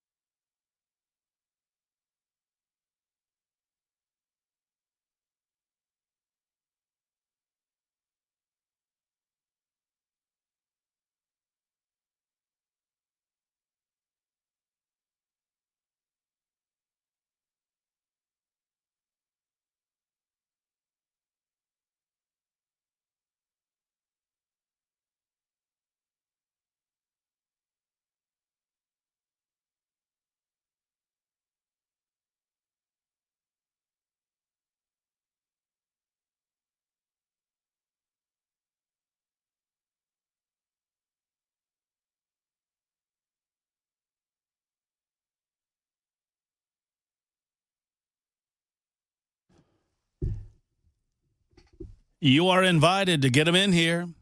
Phone lines available for questions with our man, Jay St. Clair. It's Fri-Jay on Thursday on Super Talk 99.7 WTN. 615-737-9986. 615-737-9986, either via text or phone call. Jay, I've got a couple of questions surrounding the Harvard University brouhaha that has developed between the Trump administration and Harvard itself, but I want to suspend that until we get to telephone calls. But one quick follow-up on this, just to help folks understand the clarification. I think I get it because I've hung around you for long enough, but some are asking on the super text line, why do illegal aliens or people that have come into the country get due process at all? There's what, like, and for me, I mean, I would say, well, one, you've got to establish that they're actually here illegally, and that is in part of the due process. I mean, what would you say to that question? Yeah, I want to make sure that I'm right about this. I'm doing some very quick legal research, man. Mm-hmm. And I love it. See, Jay is quick on the draw, and he can throw down some legal. He throws down some legal jargon with the best of them. He's done his research, right? Yeah. Because I've learned we go to the primary source. Man. Oh, and I bet I know what that is. Yeah, well, so there's primary sources and secondary sources. Secondary sources are TV commentators or say loudmouth radio talk show host. Say it. That's and okay. Ken Weaver. Ken Weaver is a secondary source. Yes, is a secondary source. Okay. Not that there's anything wrong with that, Ken. But the primary source is the Constitution of the United States of America. I agree with that. And the due process clause is found, well, it was in the Fifth Amendment, but particularly in the 14th Amendment. That was, it came out of the Civil War. And it says that it guarantees that no state shall deprive any person, and that word was picked very intentionally, Matt. Some parts of the Constitution talk about citizens. That's right. Some talk about persons. And that's a very intentional distinction. And so the reason that illegal aliens get some due process, maybe not much, or the key word there is what is due. We could talk about that. Oh, yeah, I didn't even think about that. No, all right. The key word is not process. The key word is what is due. Right. But they are persons, and therefore they fall under the due process clause of the 14th Amendment. That's why they get due process. Oh. Now the real question is, well, what process are they due? Well, it ain't much. Well, it's certainly not what citizens get. Well, that's right. Olivia's she's taking a contrary view about my opinion. Oh, did she she just filed a brief, I think. Did you hear her, Bart? I did. I heard her file a brief in the background. Yeah, she filed a motion. A motion to dismiss. Anita is next up with a question for Jay St. Clair. Anita, thank you for calling. How are you? Hello. Hello. How are you? Good. I'm needing to know a question. Does getting married revoke a previous will that was made years before the marriage? No, I don't think it does in Alabama, Anita. I'm going to be honest with you. I have not looked to see if Tennessee has done that. I'm sorry? This is in Tennessee. Yeah, no, I figured it would be, Anita. I don't know if Tennessee. I'll. If we have another break, I'll look at it. Some states have caught up with that and changed their laws, but I wouldn't count on that. And so the wise thing to do is to update that will. Okay. Well, the man's dead. I'm the sorry. man that made the will's dead. Okay. Yeah. Well, let me look at that. So the question: the guy had a will, and then he got divorced, right? No, he got married. Got married. After he made the will. He got married. Okay. And so and then he died. And then he died. I got you. And I guess his wife at the time that he was dead is not in the will. That's right. Well, but by law, you can't disown a wife. So there's good news there. And I have looked at that under Tennessee law recently. The wife is entitled to take a portion of the estate. You can't disown a wife in Tennessee. And the portion that she's absolutely entitled to is a function of how long they were married. I think she gets at least 20%, and it goes up to 50%. How long were they married, Anita? Do you know? 4 or 5 years, I think. Okay, yeah. Well, she's not going to be guaranteed a lot. What I was thinking you were calling for in some states, and I'm going to look and see if this is true in Tennessee. If when somebody gets divorced and their ex is in the will, by operational law, they no longer take under the will. Do you know who the beneficiaries are in the will, Anita? It was a goddaughter. A goddaughter. Oh, okay. Well, how he interesting. Didn't have any children. And was never married. He was married twice. Okay. Oh, I see. But they're not in the will. But the ex-wife wasn't in the will. No. Huh. Okay. Yeah, so I think what's going to happen is the wife at the time that he died takes some, and I wish I could tell you the exact percentage. I want to say it's 30% if they've been married 4 or 5 years, and then the goddaughter will get the rest. So there you go, Anita. As best we can ascertain, the wife will not the current wife, just because she's not in the will, will not be out of the estate. In other words, Jay. That's right. Okay. Yeah, and I want to, Anita, are you still there? Oh, I hung up on her. I'm sorry, Jay. That's okay. I moved on. I was going to ask her if she's from Cumberland County. Oh, well, Anita, if you're still listening, if you're from Cumberland County, let us know. Call Chris Weber and let him know. You know, I've spent a lot of time in Crossville and Cumberland County and up around that area. Boy, she sounds like a lot of people I know. By the way, speaking of people that you know, I got Super Talk on the Super Talk text line as it pulls up here. Oh, here it is. 9285 said, if I recall correctly, Sinclair, he said Sinclair, not Saint. Sinclair is from the Sequatchie Valley. Hey, how about a shout out from the Dunlap Army?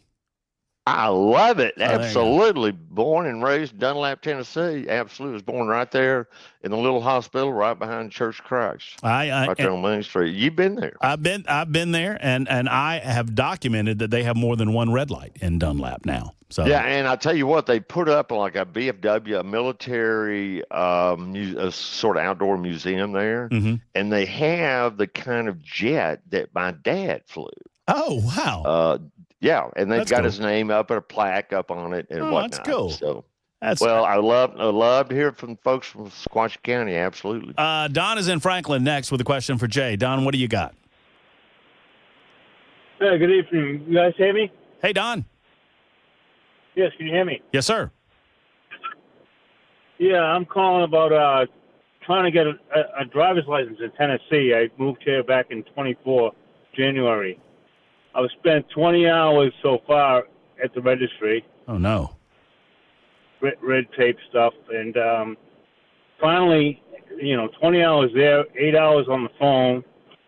Finally, my last visit there, they did my eye test, took my picture, and then said, we got to review your paperwork. Go have a seat. 45 minutes later, I stood up, went back up. They didn't call me. She goes, oh, yeah, we're still waiting for the call. Ends up a problem with Massachusetts, which I moved out of there 18 years ago. Right. I have my license right now is in Maine. So 18 years ago in Maine, I got a DUI, and I had previous DUI in Massachusetts. So they suspended my license in Massachusetts forever. So this is why Tennessee won't give me a license now, because of that. You have a valid license in Maine, though? Yes, sir. That's still good for 2 years. Jay, any thought? Jay, any yeah. How can I help you? How can I help you, Don?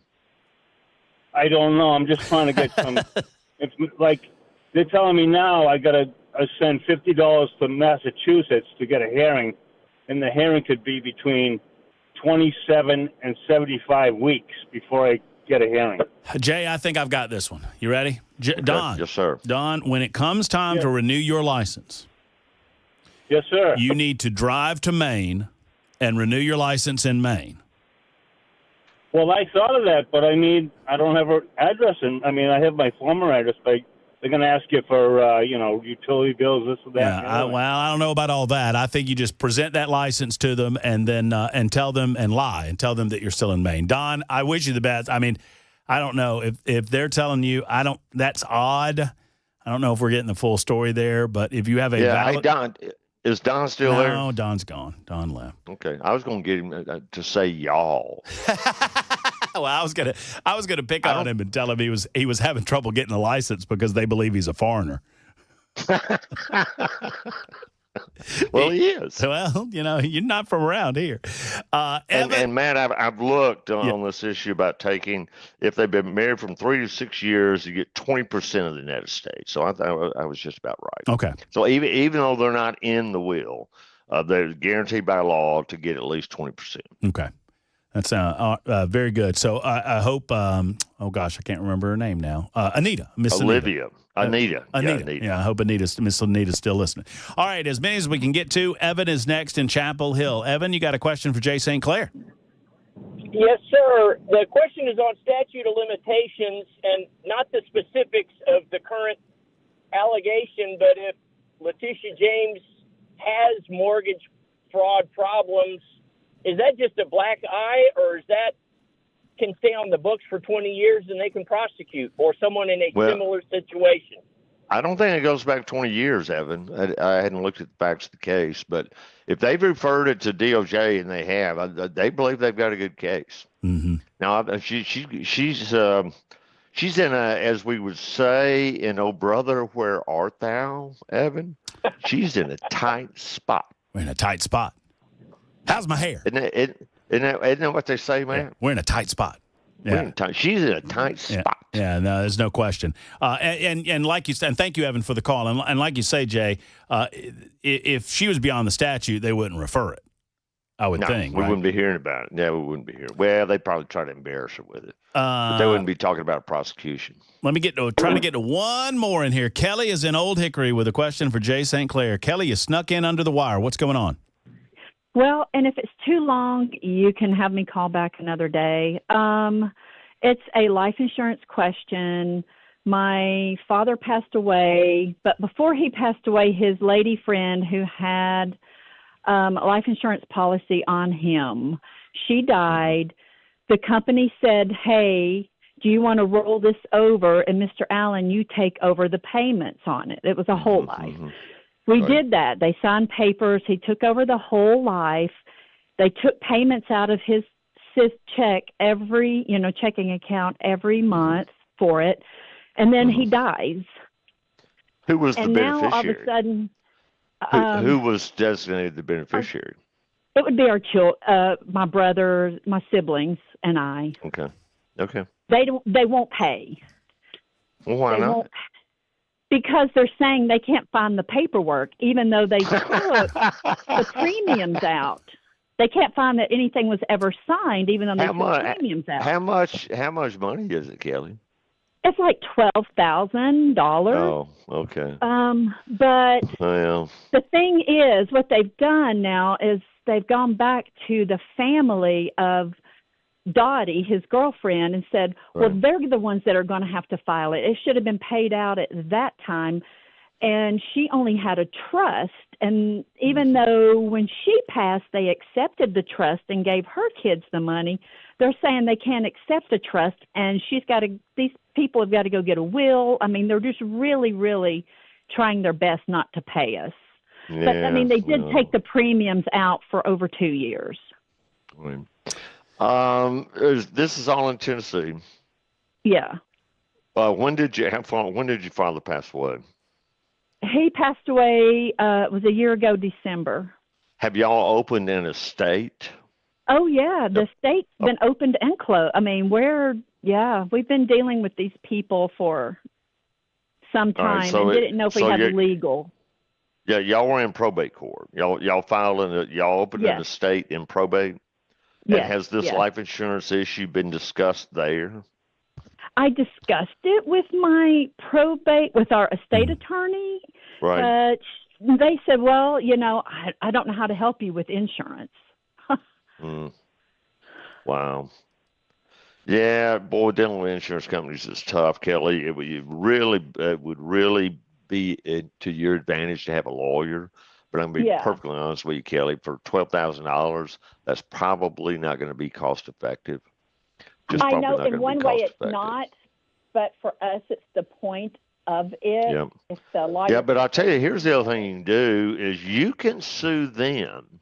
You can sue the insurance company in General Sessions Court. Are you in Davidson County? I am.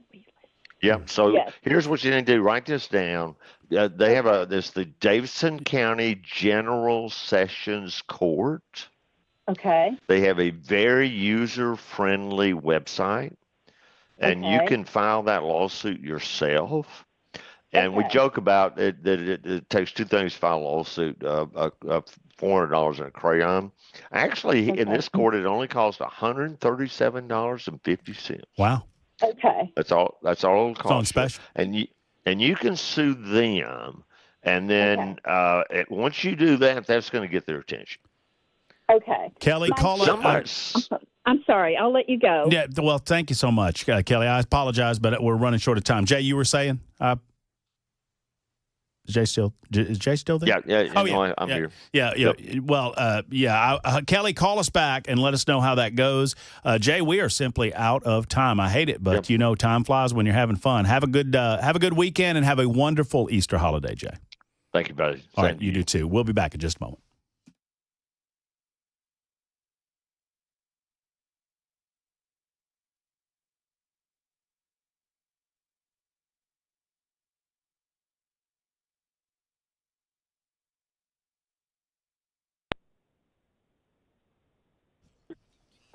You know, yesterday we were talking to our man Tony with Cabinet Solutions, and he was talking about all of you builders out there that can need to take advantage of the wonderful opportunity that's presented to you by Cabinet Solutions. Let's continue that conversation with Tony. What's going on, my man? What's going on, Matt? I'm just sitting here in the office looking at a couple of designers with nothing to do. Oh, we got to get them. We got to get them busy. Talk to me how we can get those folks to work. Well, I'll tell you what, those builders can give us a call. We're actually working on a lot of builder things right now. And we've got some packages that we can put together for them that includes more than cabinetry. And when they bundle that with us, by the time they add all this up, their mind's going to be blown at how much money we can save them. Well, it's something new that we're doing. Yeah, and the wonderful thing with Cabinet Solutions, and Tony knows better than anybody, is that you've got all of the resources to help people match cabinets with countertops and all of the other things that go along with it. I mean, you've got all of those resources at your fingertips, correct? It's right. Yeah, absolutely. They're all right here. They can choose it all right here. Don't have to be running all over town. Well, the journey, as always, starts with a visit to the website, and we love for you to give that website out so folks can go and look around and make an appointment. Talk to us. Well, they need to go to mycabinetsolution.com. That's mycabinetsolution.com. Go to the contact tab, fill out the contact us form. That comes directly to me. I'll give them a shout and get them in touch with the right person for their project. Gang, call Tony at My Cabinet Solutions and find out how he can be your solution to all of your cabinet issues. Go to mycabinetsolution.com.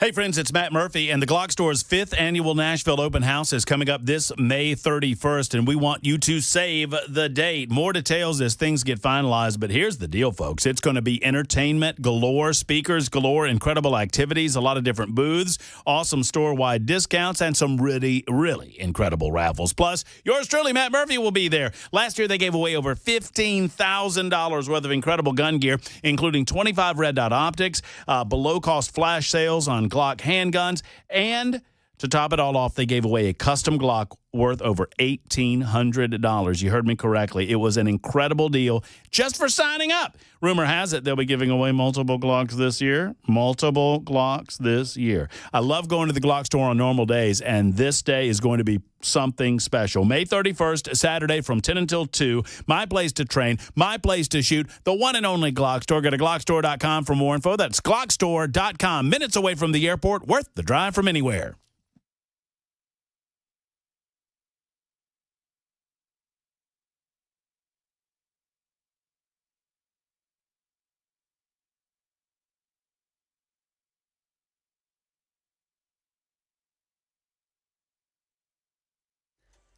5 o'clock on the dot. I'm Ken Weaver with your top stories. Got the full forecast and traffic in 5 minutes. This is a special report from ABC News. I'm Michelle Franzen. In Tallahassee, a deadly shooting at the Florida State University campus today. FSU Police Chief Jason Trumbauer says the gunman opened fire near the student union and confirmed those who died. 2 victims of deceased are deceased, and 5 individuals have been transported to a local hospital with gunshot wounds. The suspect in custody, police say he's an FSU student. ABC's Aaron Katursky has more. His name is Phoenix Eichner, 20 years old, the son of an active duty Leon County Sheriff's deputy, an 18-year veteran. And we did a quick lookup of her biography, and it seems, at least for a time, she served as a school resource officer, someone who went to campuses in order to protect them from this kind of violence. Police say they'll continue to investigate how the suspect gained access to a service weapon that was used. Here in Tennessee, over at the state capitol, legislation on the way to Governor Lee to sign that bans hemp flower because when you smoke it, the level of THC that gets you high exceeds the federal allowable limit of 0.3%. So once this law takes effect, products that could be banned include vapes, hemp flower, and pre-rolled joints. News 2 says Democratic lawmakers got upset after House deputy whips were gifted actual whips. They say it's racists. Republicans say that's ridiculous when asked by reporters. Do House Republicans lack awareness when it comes to that type of thing? Would y'all like to see a picture of Nancy Pelosi when she became the whip and she's got a great big whip and she's sharing it? When you can't find racism and you can't prove that it's happened, then you just make stuff up. That's absolute foolish and asinine. Sometimes a whip is just a whip. The tempers flared and debate was cut short on a bill to ban DEI policies and programs in local government and schools that passed. What they're doing now, in my view, is dividing us more. And I would hope that their constituents, as well as ours, would come forward and say to all of us, you need to do better for the sake of this state. And Majority Leader William Lamberth. If DEI stood for diversity, excellence, and inclusion, it'd be perfectly fine. But it stands for diversity, equity, and inclusion, which is a communist socialist principle that is racist in its very core. It means regardless of where you start or who you are, you end at the exact same spot. Votes on a companion DEI ban bill were delayed until next week. Trump administration lost its latest round in federal court in its effort to block a judge's order that would facilitate the return of Kilmar Abrego Garcia. Here's Stephen Portnoy. In a unanimous opinion, the 3-judge Richmond-based appellate panel blasted the Trump administration, saying it is, quote, asserting a right to stash away residents of this country in foreign prisons without the semblance of due process that is the foundation of our constitutional order. It's a notion the court says should not only be shocking to judges, but to the intuitive sense of liberty that Americans far removed from courthouses still hold dear. That's the latest news, traffic, and weather next. I'm Ken Weaver, WTN News.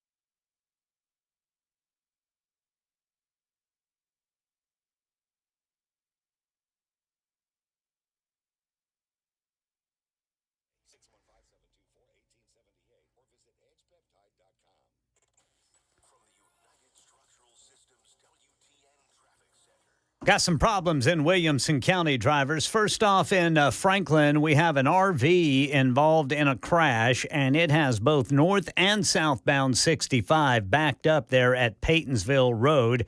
Then in Spring Hill, Highway Patrol reporting a crash 65 southbound after 840.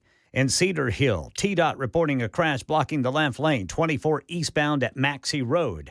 And then police reporting a crash 24 eastbound at Briley Parkway South, exit 54. Traffic every 10 minutes every morning on Super Talk 99.7 WTN.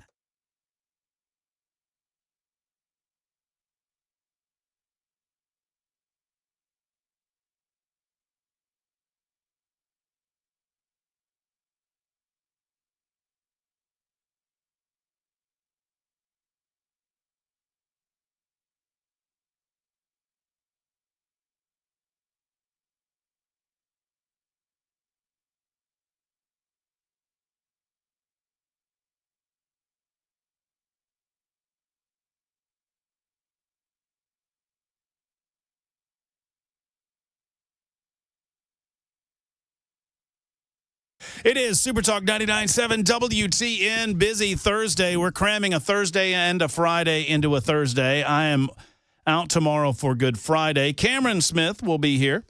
Never you fear. We'll leave you in the capable hands of Mr. Smith from 3 until 7 on Super Talk 99.7 WTN. Thanks to Jay St. Clair for joining us with Fri-Jay on Thursday. Now, just to catch you up, those of you just getting in your automobiles, maybe you have not been privy to the news of the day.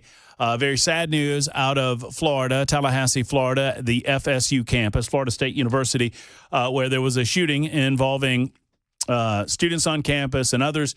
2 are dead, confirmed, 5 injured.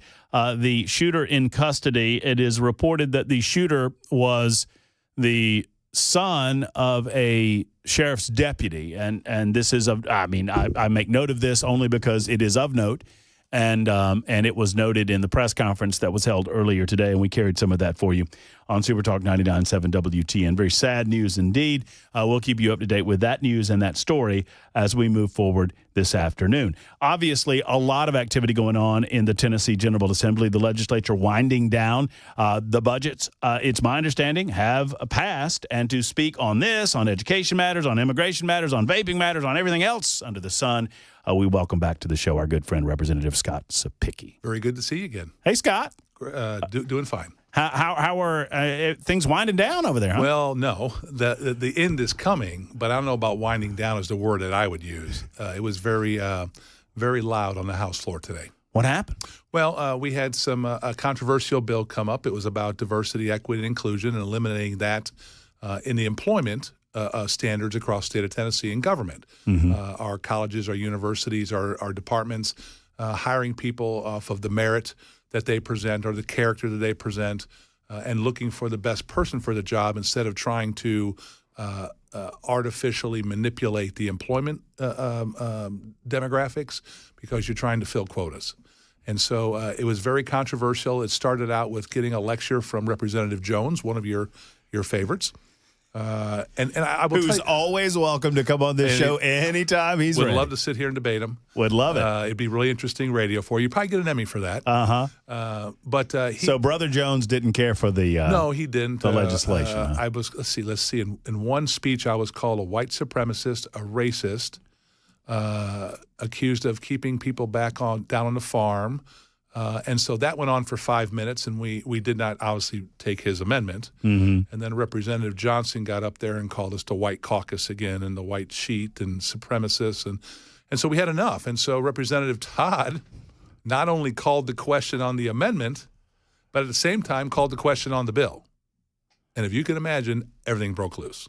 Okay, so what, for those of us who aren't there every day, what does that mean? So if we're contemplating an amendment on the bill, somebody can stand up and say, you know what, I'm tired of it. It's not, they don't say this, but they say, I'm tired of debating. I call the question. In other words, let's vote. Let's take the vote. And you can object to that. Well, today, not only did we call the question on the amendment we were considering, we called the question on the bill before us at the same time. Mm-hmm. And I'd never seen that before. I didn't know if it was actually possible, and we found out it is. It's a valid motion. And so in one fell swoop, the the members who were calling the Republican caucus white supremacists, racists, et cetera, one of our members, Representative Todd, got up and basically had enough and called the question. We took the vote. And we reaffirmed that decision that, yes, when you come to the state of Tennessee, you will be hired in government and colleges and universities off of your merit and character and what you bring to the table. I'm guessing that the very vocal minority in the Democrat Party, they were very upset. Yes, both of our friends, the one from Mr. Justin Pearson from Memphis and Justin Jones, were visibly upset on the House floor. And I tried to console them and calm them down, but it was to no avail. Well, good for you. You're always you do try to soothe when the emotions run high. Hover if I have to. Oh, sure, absolutely. Yeah. Well, your frame is good for hovering. Yeah, so just to be able to give emotional support. You and I were talking, and look, you and I are friends. I love the representation that you offer Murray County. In your district, and so friends can disagree on certain issues, and I think we maybe disagree on this primary bill. Although you might be able to swing me over to your side now that it's costing the state $8 million, which I didn't understand on the front end. We had Representative Lee Reeves who described the bill and the explanation behind the bill. You have just said this to me, so I think it's safe to say that you feel like this is a local matter and the state should not be involved in telling local governments how they engage in their primaries. Right. This was the tool in their toolbox at the local level. It's more effective, obviously, in the smaller rural districts when the cost of a primary could be detrimental to a county commission's budget. In Murray County, we've run caucuses now since I was chairman in 2014. Very successful. We set the records. I think we've set the records every year we've had one for the most attendance. We try to be very, very conscientious of choosing a time that people can get there, making sure we advertise it enough out in advance. And if you have a conflict that you may not be able to get there on that date, try to accommodate those individuals with absentees. Now, that bill's passed, right? It's law. Okay, move on with life. I've got 1,000 more bills I have to vote on. And I think reasonable people, I mean, that's a reasonable disagreement. You're like, it's a local thing. I'm like, well, I think it's a better way of building the railroad. Sure. What I don't understand is it did not have a cost associated with it on the front end. Right. And then on the back end, we learned that it's costing $8 million. $8 million. And so in the presidential election year, if we would call for a primary at the local level, that coincides with the presidential preference ballot, right? So the state pays for that, right? So sure. If the state's footing the bill, the locals can put as many things on there as we want because we don't care. We're paying for it. It's fine. In the off-election year, like when we choose our governor, well, if you call for a primary, the locals have to pay for that. And so what has to happen is coming up next year for 2026 in the fall, your local parties are going to have to let the election commissioner know in their specific county that they're going to call for a primary of their local candidates. And then that election official has to go to the county commission and say, hey, when you do the budget, I need X amount of money to run the election. Well, because we passed this piece of legislation, I do not like unfunded mandates. So leadership came up with this idea of, you know what, in 2026, since we told you have to do this, then we're going to fund it with $8 million. Normally when that happens, that's a bill. All right. And so we just made it an appropriation, which means in 2030, we'll be right back here where we are again. Are we going to fund it with $8 million or what are we going to do? You have to reappropriate the money. Every 4 years. And that money has to come from somewhere. And it did. It came from a bunch of programs that got cut. One of them is close to your heart, the Duck River.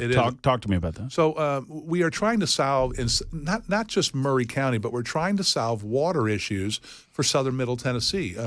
One of the reasons, and I'll talk about this later, is one of the reasons why we have such a problem on Interstate 65 that everybody's complaining about is because our county commissions and our aldermen have approved thousands and thousands of homes in southern Middle Tennessee.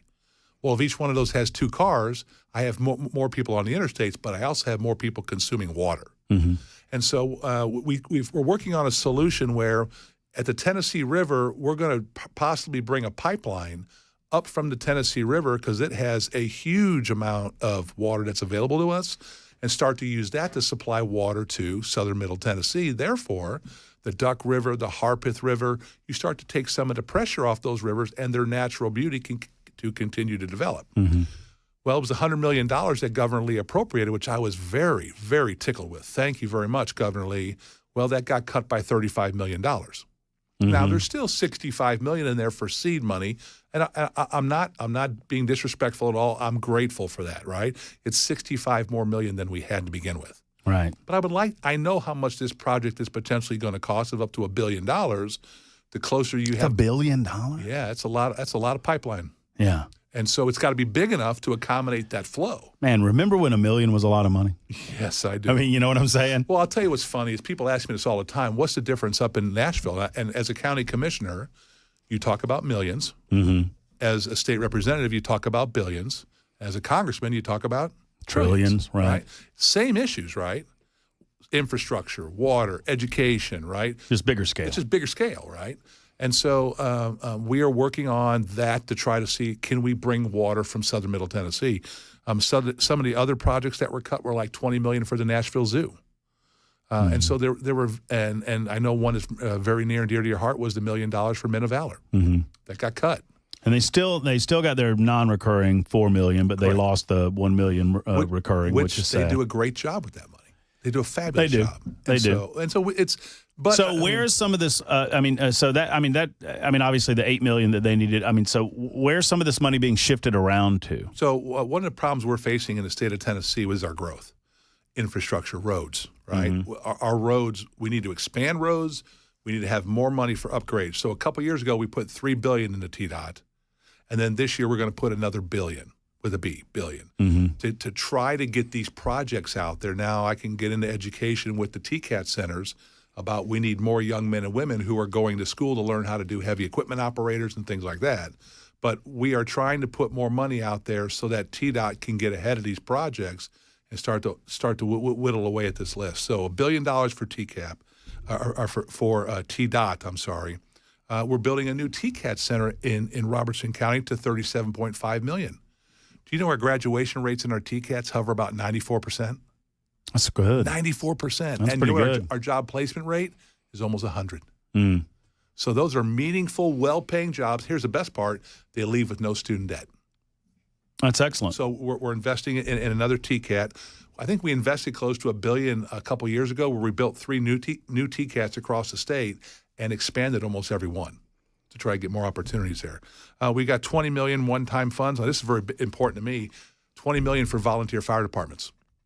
So those individuals that say, hey, I want to volunteer to run into buildings and save you in the middle of the night, we want to make sure that they have the ability to pull money down, to have the best equipment, the most up-to-date equipment to save lives. We also put $5 million in there for I lost my train of thought. I got it here. To rescue squads. Same thing, right? The people that show up to help you in a traffic accident, make sure that those volunteers have those ability to have the best equipment. We also added, I know this is big, $244 million in education again. More. Hey, wait a minute. I thought we were spending less money on education, according to all these Democrats. No, let me tell you something. We're not. Another $244 million for teacher pay raises, for upgrades, to making sure the kids have enough in the classroom. And that's not the Education Freedom Act. That is separate money. Another $244 million in investment. All right, Scott Sapicki is with us. We're going to talk about a couple of other bills of interest to me. I'm going to ask him about the vape legislation. We'll ask him where the immigration bill ended up, if it's going anywhere. Some of these behind-the-budget pieces of legislation. We will continue the discussion with our man, Representative Scott Sapicki, next on Super Talk 99.7 WTN.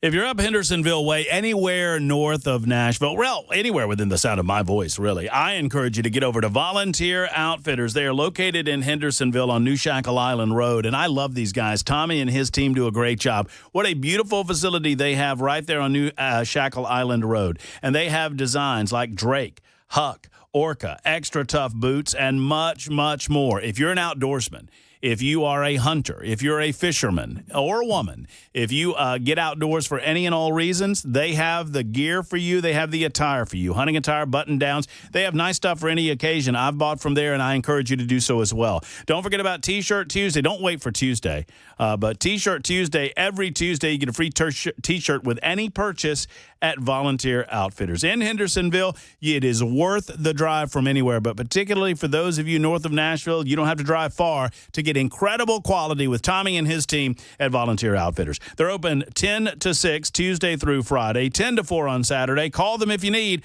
431-0824, or go by and see them on New Shackle Island Road.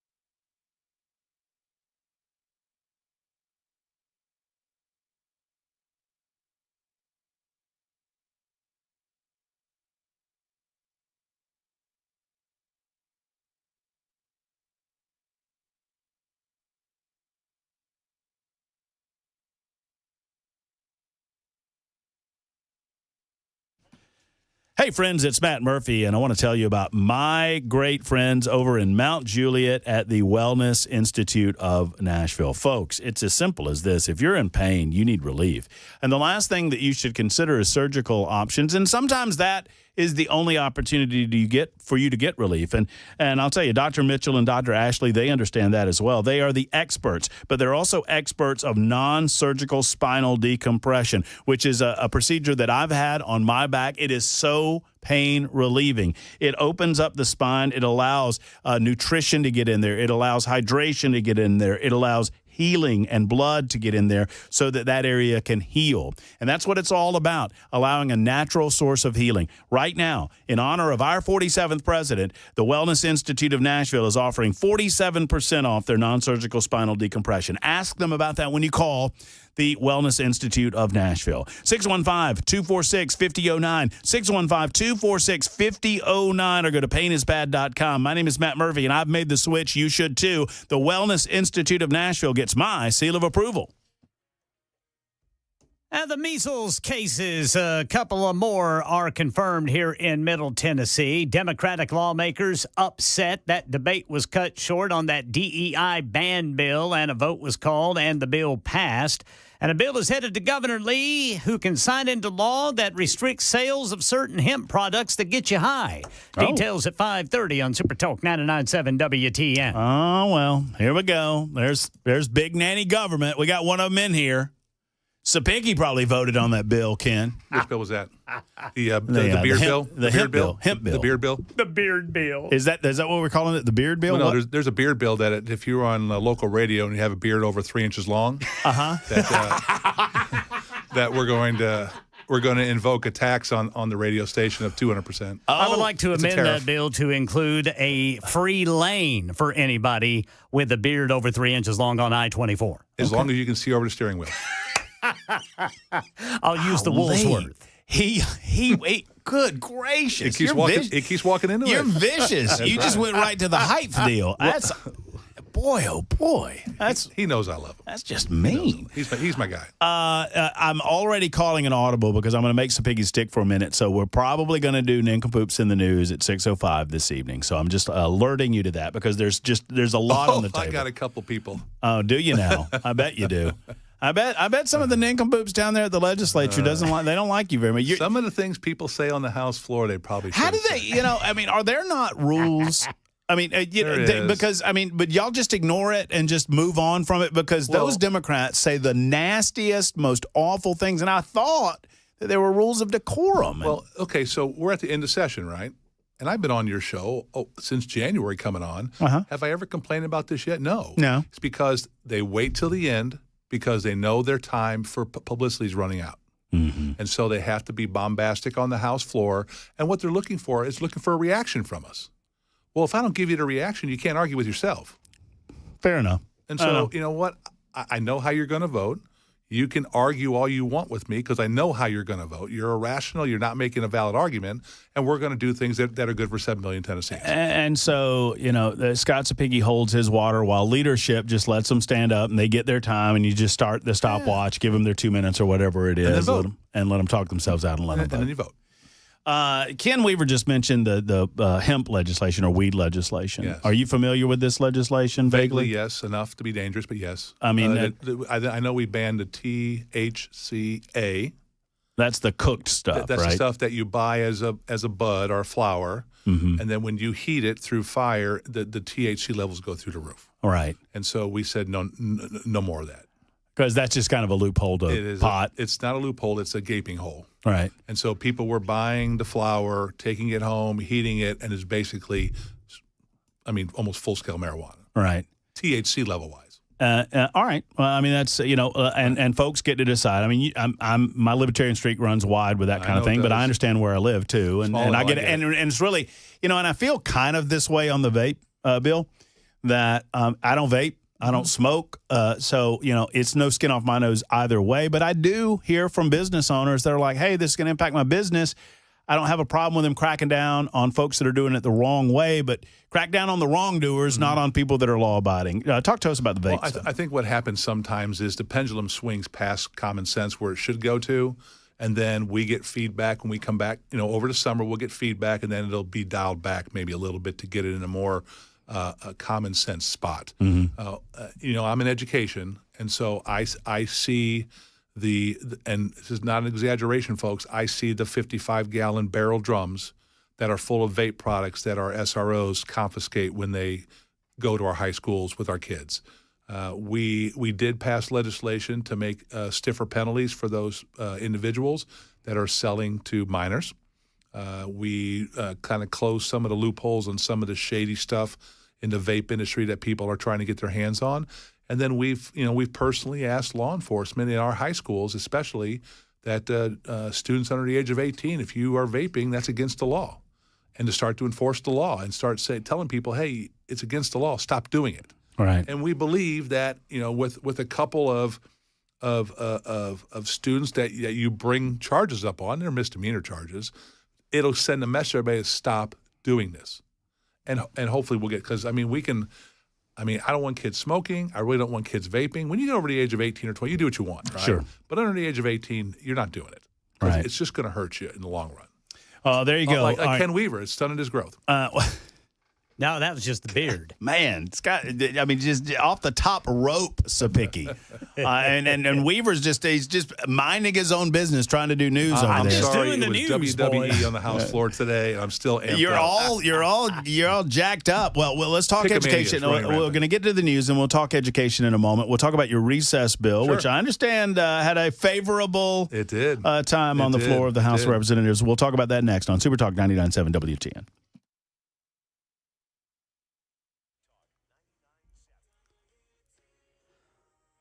5:30 on the dot. I'm Ken Weaver with your top stories. Got the full forecast and traffic in 5 minutes. Right now, the Tennessee Department of Health confirming 2 additional cases of measles in Middle Tennessee. They're not saying exactly where, but they say these folks are recovering at home. This brings to 6 the total number of confirmed measles cases in Tennessee this year.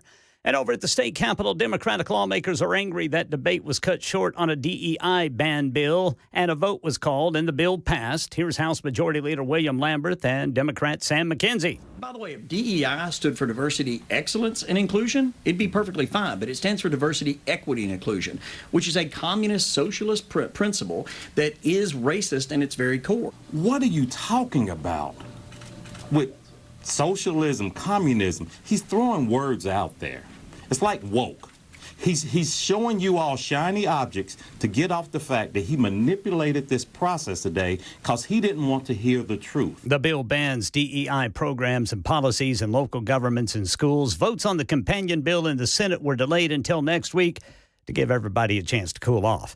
A bill is headed to Governor Lee, who can sign it into law that restricts sales of certain hemp products that get you high. These products would be vapes, hemp flour, and pre-rolled joints.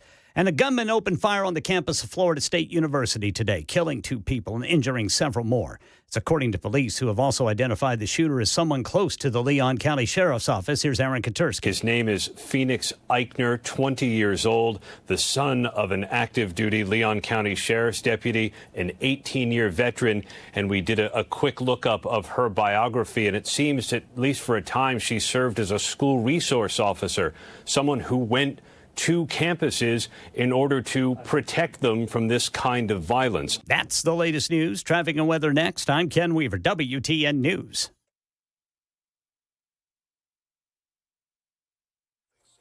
All right, Franklin, still have that crash. Looks like it's involving an RV and other vehicles, but also a propane leak. And it has both lanes, both directions, 65 northbound and southbound, backed up there in the Paytonsville Road area. Over by the airport, injury accident reported by police, Briley Parkway northbound at KOC, and Glencliff, an accident, 24 eastbound at Briley Parkway south. In Belmont, police reporting a crash 65 northbound at Wedgwood, and in Spring Hill, Highway Patrol reporting a crash 65 southbound right after 840. In Bellshire, got a stalled vehicle off on the right shoulder, 24 westbound, just past Briley Parkway north. Traffic every 10 minutes every morning on Super Talk 99.7 WTN.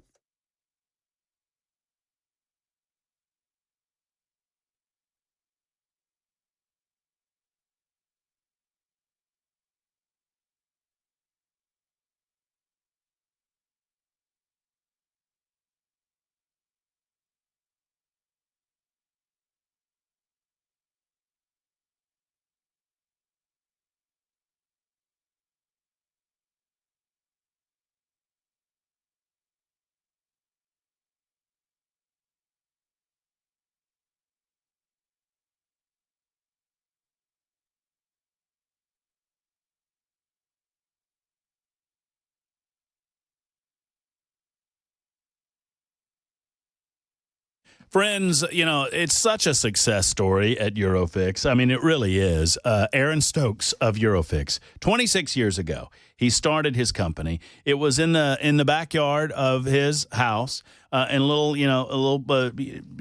barn out there where he began fixing European cars. Well, that has grown in 26 years to an unbelievable 5 separate locations at Eurofix. And now their 5th location, it's their newest, is in Mount Juliet. If you need European car repair, for 26 years they've been doing it the right way at Eurofix. Now, I don't know about you, but I love watching hometown business grow like this. So in 100 Oaks, in Franklin, in Murfreesboro, in Belmead, and now in Mount Juliet, you can get quality European auto repair with a 3-year nationwide warranty and a free loaner car with every repair simply by making the call that so many others have made to 844-EURO-FIX. Now, that Mount Juliet location right across the street from the Dairy Queen, and I like to say you can stop by. They'll do a 15-minute no-wrench inspection on your vehicle to figure out what's going on. You can go across the street, get yourself a dip cone, come back, and you know exactly what's going on and how much it's going to cost to fix it. MyEurofix.com for more information. That's MyEurofix.com or call 844-EUROFIX.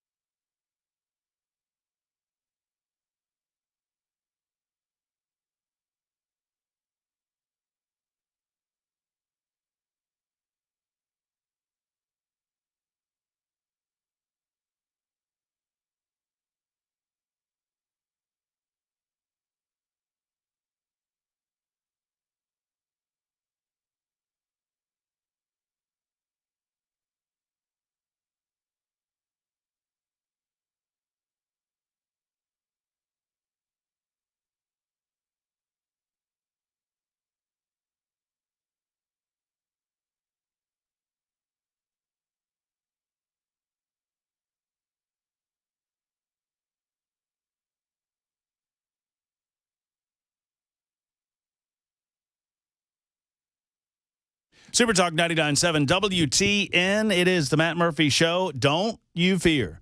I have not forgotten about nincompoops in the news like usual. Nincompoops coming up at 6:05. Speaking of nincompoops, Representative Scott Sapicki is here. Wow. I mean, I'm taking the shots. We're not out of session yet. Ken Weaver's too nice of a guy. He won't take. No, you wouldn't carry my raccoon bill. I'm mad at you. No, there's a company called Cumulus that is going to have a tariff put on them by the General Assembly. Come on, baby. A beard tariff, Weaver. A beard tariff. God, I'd like to see Sapicki with a beard. There's a D on the end of that. Have you ever had a beard? There's a D on the end of that. Beard. Beard, not beer. Not beer. Beard. No, now if you're talking beard tariff. You want to talk about upsetting your constituency in Murray County. I'll be done. Start talking about a beer tariff. I'll be done. I'll be done. Yeah, have you ever had a beard? No, never. Huh. I've been clean shaved my whole life. And you've never smoked? No. Man, you're like Mr. Clean. Yeah, pretty boring. Yeah. Well. Not like 997. Yeah, we're not colorful boring. People here. We're not boring, if anything. Let's talk about schools. Sure. I mean, and your area of focus is always education. It's been a good year. I would say so. Been a very good year. I would say so. I mean, obviously, it started in the special session for those supporters of the Education Freedom Act. I don't pretend that it is the end-all, be-all. I don't pretend that it is even, the beginning of repairing our public education system, but it is certainly a wonderful tool in the tool chest for parents, and you were a big advocate for that. That's correct. What else? The latest, I'm going to start at the beginning and then go to the end, and I'll let you fill in the middle. The last piece was your recess bill. For those who have not paid attention to it, what does it do? So we have mandated 15 minutes of recess for elementary kids, 5-year-olds to like 8, 9-year-olds, right? And we have studies across the country that show that if you increase the amount of recess for elementary school kids, you will get, number one, you'll get less problems in the classroom. Number two, they'll learn better socialization skills out on the playground. Number three, you'll get better health because they'll get more exercise. And number four, the one I'm most happy with is educational scores will bump between 10 and 15 points. Mm-hmm. If we go from 41%, Matt, in a year to, let's say, 55, we're top 15 in the country in third grade. Now, is 55 acceptable? No, it's not. But we are a long way from where we were 6 years ago when we were at 21, 22%. So I want to say thank you to the ladies for Say Yes to Recess. It was a bunch of moms who just said enough. And so they came to me with this bill, but back in the summertime, we worked it, they worked it, and it passed unanimously on the House floor on Monday. So it's done. It's going to the governor. It's done, going to the governor for his signature. Some of the other things we passed was a cell phone ban, making sure that during instructional time there are no more cell phones in the state of Tennessee. I'm sorry, but these kids have to learn to be able to focus on their teachers, and their teachers deserve the right to have their kids focused on them instead of on their cell phones. We did pass a bill looking at the amount of testing we're going to do in our schools to try to reduce that. We're looking at teacher evaluations and try to streamline that and simplify how we're going to evaluate our teachers so I can come on the air and explain it to you and not have to bring 18 pieces of paper trying to figure out how we're going to evaluate teachers. And then the funding for education has gone up again.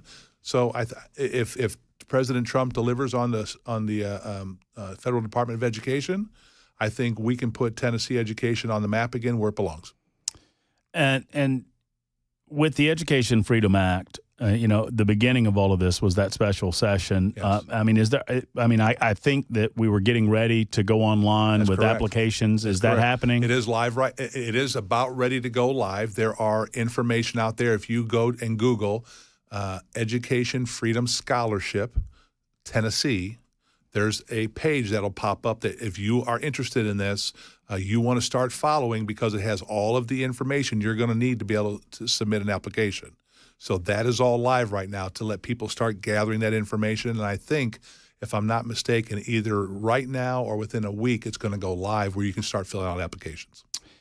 There were several folks are commenting on a number of pieces of legislation, and 1087 wants to ask, and I don't know what's behind this question. I don't know if he's characterizing it properly or not, but I'll ask. Ask Scott why he wanted to sell TWRA land in Murray County.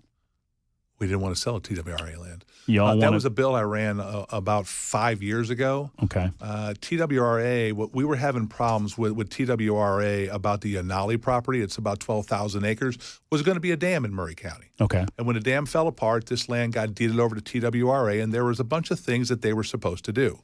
So sometimes what you do is you fire a shot across the bow. You say, hey, I'm going to run a bill because TWRA has not lived up to their obligation to put this back under the control of the Murray County Parks Department to run it, right? And what it did, mission was accomplished. TWRA came in under new leadership. They looked at what they were supposed to do, and TWRA has been a stellar partner with Murray County of doing the things that they were supposed to do for the Anali property, so now more people can enjoy it. There's better river access to the Duck River, and now we have this partnership with TWRA and Murray County that is stellar. There was never any idea to sell it. That's all misinformation. Is there 5025 wants to know on the cell phone issue, is there exceptions being made for medical reasons? Are there exceptions for medical devices? 5025 says glucose monitor displayed on my phone, et cetera. There are exceptions for that. There are exceptions for special needs or IEPs, individual education plans for students that they're required to have.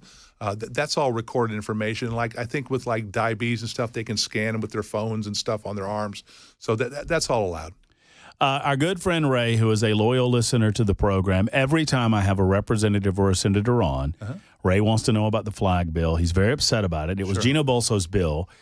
Gino was on earlier in the week, and Gino said that he did not bring it back up in the House because he was not confident that it had the votes in the Senate. For some reason, it got stymied in the Senate. But Ray asks the question, do you have any idea why the Senate has some sort of issue with this piece of legislation? I don't really. It's pretty plain and simple. It's the United States flag, the Tennessee flag. Military flags. Flags of significance, right? Things like that. I don't know what the issue is. It's to stop all the political flags. Correct, right. I mean, I get a lot of complaints in education of the LGBTQ flag or this flag, right? And so what we try to say is, okay, these are neutral flags, right? They represent the Air Force or the Army or the Don't Tread on Me flag, things like that, right? Just historical significance, right? And for some reason, the Senate just doesn't want to take it up. And I know Representative Bolso, that's near and dear to his heart. And I think whenever he gets the inclination, it's Ray, right? Yes. I think Ray, whenever Representative Bolso gets the inclination that the Senate is on board, that bill will be run and it'll pass. Yeah, so, and just for those who missed Bolso's comments, he said that it passed the House last year. He did not bring it back up this year because he did not have an indication that there would be any movement in the Senate. He wanted to make sure that he had movement in the Senate. Did not want to waste the House of Representatives' time, and I can understand that. Now we're in the process of reducing the number of bills we have. So this year we went from 15 to 12. When we come back in January, it'll be down to 10. So we're trying to put more importance on the bills that you have to run. That's good. And so that we can focus on more major pieces of legislation. And I think that's why you're seeing more debate. Is because they're more substantive pieces of legislation. Holy moly, that means that next year you'll be down to only 9 bills that you can run because obviously you're going to run the pet raccoon bill. Yeah, the raccoon bill. It's top. It's number 11. So it's right there. Well, I just got to have one get bumped, and then I can help you out. Right on the cusp. But I don't bump many. Right on the. There's not many bumps in my life. Well, you know what? We'll take that. If I'm number 11, I'll take that for now. We do have the 3 constitutional amendments that are going through about the. No state property tax. Property tax. That's going. Is that happening? Well, I mean, we have the 3rd reading on Monday, and then we have to vote on it, and then that will move forward. And then there's 2 other ones with criminals. I'm not real good on that. I'm sorry. Okay. And then the immigration bill. So obviously this bill is designed to challenge Plyler. Yeah. We've talked about it. Is it still moving? It is. It's in finance right now. I think it's going to be heard in finance full on Monday. I know that the House's version and the Senate's version do not match up, but that's okay because we can go to conference and try to work out our differences. But you're absolutely right. This is means to challenge an unfunded mandate. We talked about that earlier, that the federal government has put on us because of their lack of immigration policy over the last 4 years that led to us increasing the amount of English language learners. Now, I give it, it's not just people who speak Spanish, but we were flying people in from all over the world. And so now we've increased over the last 4 years 20,000 English language learners. We went from 62,000 4 years ago to 84,000 right now, but we jumped almost 120 million in cost. Well, that's 70-30. That's a lot of money. That's 70-30, though. So if we increase 70%, that means the locals have to increase 30%.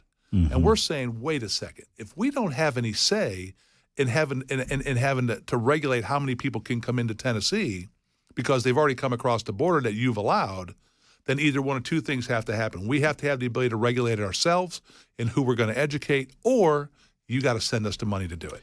Slip those phones on. You got one question coming in from Frank, who's on the road, who has a question for Scott Sapicki. Frank, you're on with the representative. What's on your mind? Yeah, Scott, how do we get legislation? The last two raises for teachers to come through the governor, the administration has kept 60 to 70% of those raises for, quote, administrative fees. How do we get legislation written so the raises actually go to the teachers? So that is a great question. That is a challenge that we've been trying to meet. I can tell you this, and I'm doing this from memory, so just bear with me a little bit here. The student population in the United States has increased roughly about 9%. Teachers have increased roughly, I think it's around 25%.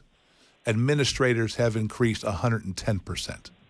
So we have more top-heavy bureaucracy in education, and a lot of that money are tied up in those big salaries, which is eating up a lot of money that could be going to teachers. And so I think what you're going to see here is we've got a study done that was crafted this year by, I think it's the comptroller, that's going to look in Tennessee of see how many administrative people that we have created above and beyond what we've normally had, and look at the disproportionate wages there between everyday teachers in the classroom and administrators, and see if we can get a hand on that. But that's a great question, and hopefully next year I'll have a real good answer for you on how we're going to handle that.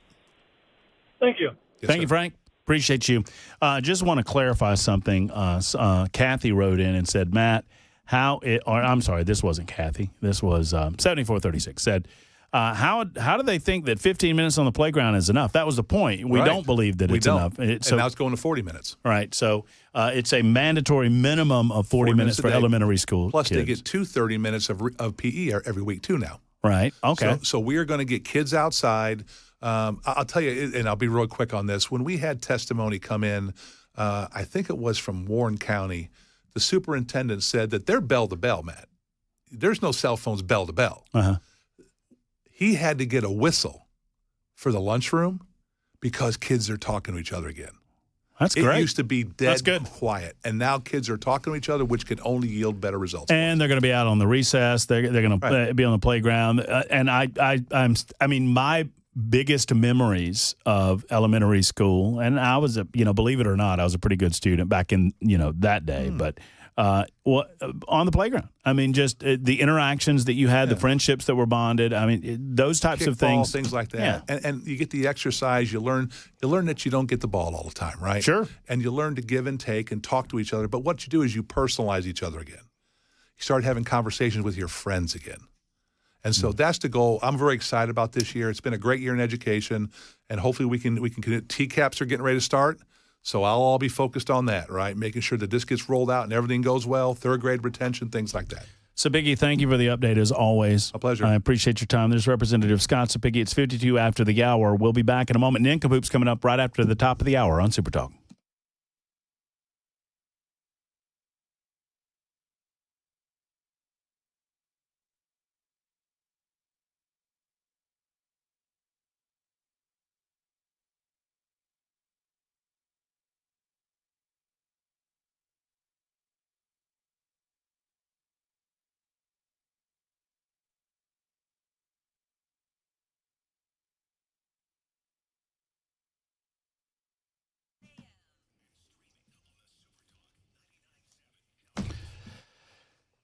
You know, We Grow Hair, that's the PAI medical folks. They've been in Nashville for almost 30 years now, and for 30 years they have had the proven solutions that work, the most modern solutions to your hair loss issues. Nobody else in Tennessee, as a matter of fact, has the ARTIS robotic FUE procedure and the multi-unit hair grafting procedure. Those two things are a mouthful, but it's simple as this.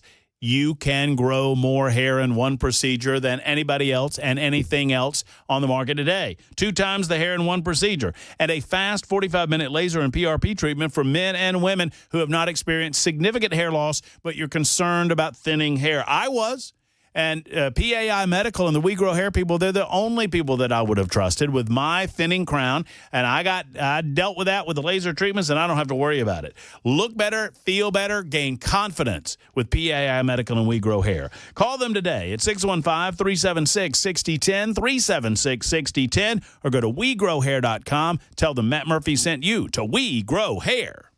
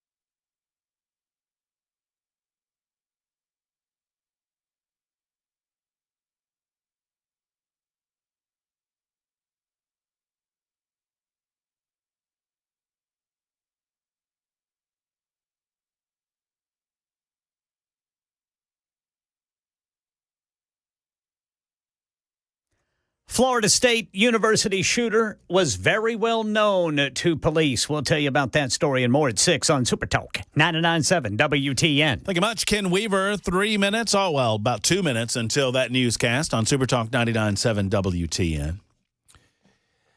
You know, it is Thursday, My Friday, and we're sliding in an nincompoops in the news coming up at the top of the hour. I almost hesitate to bring this up, but I have to because it's in the news and it's on my heart.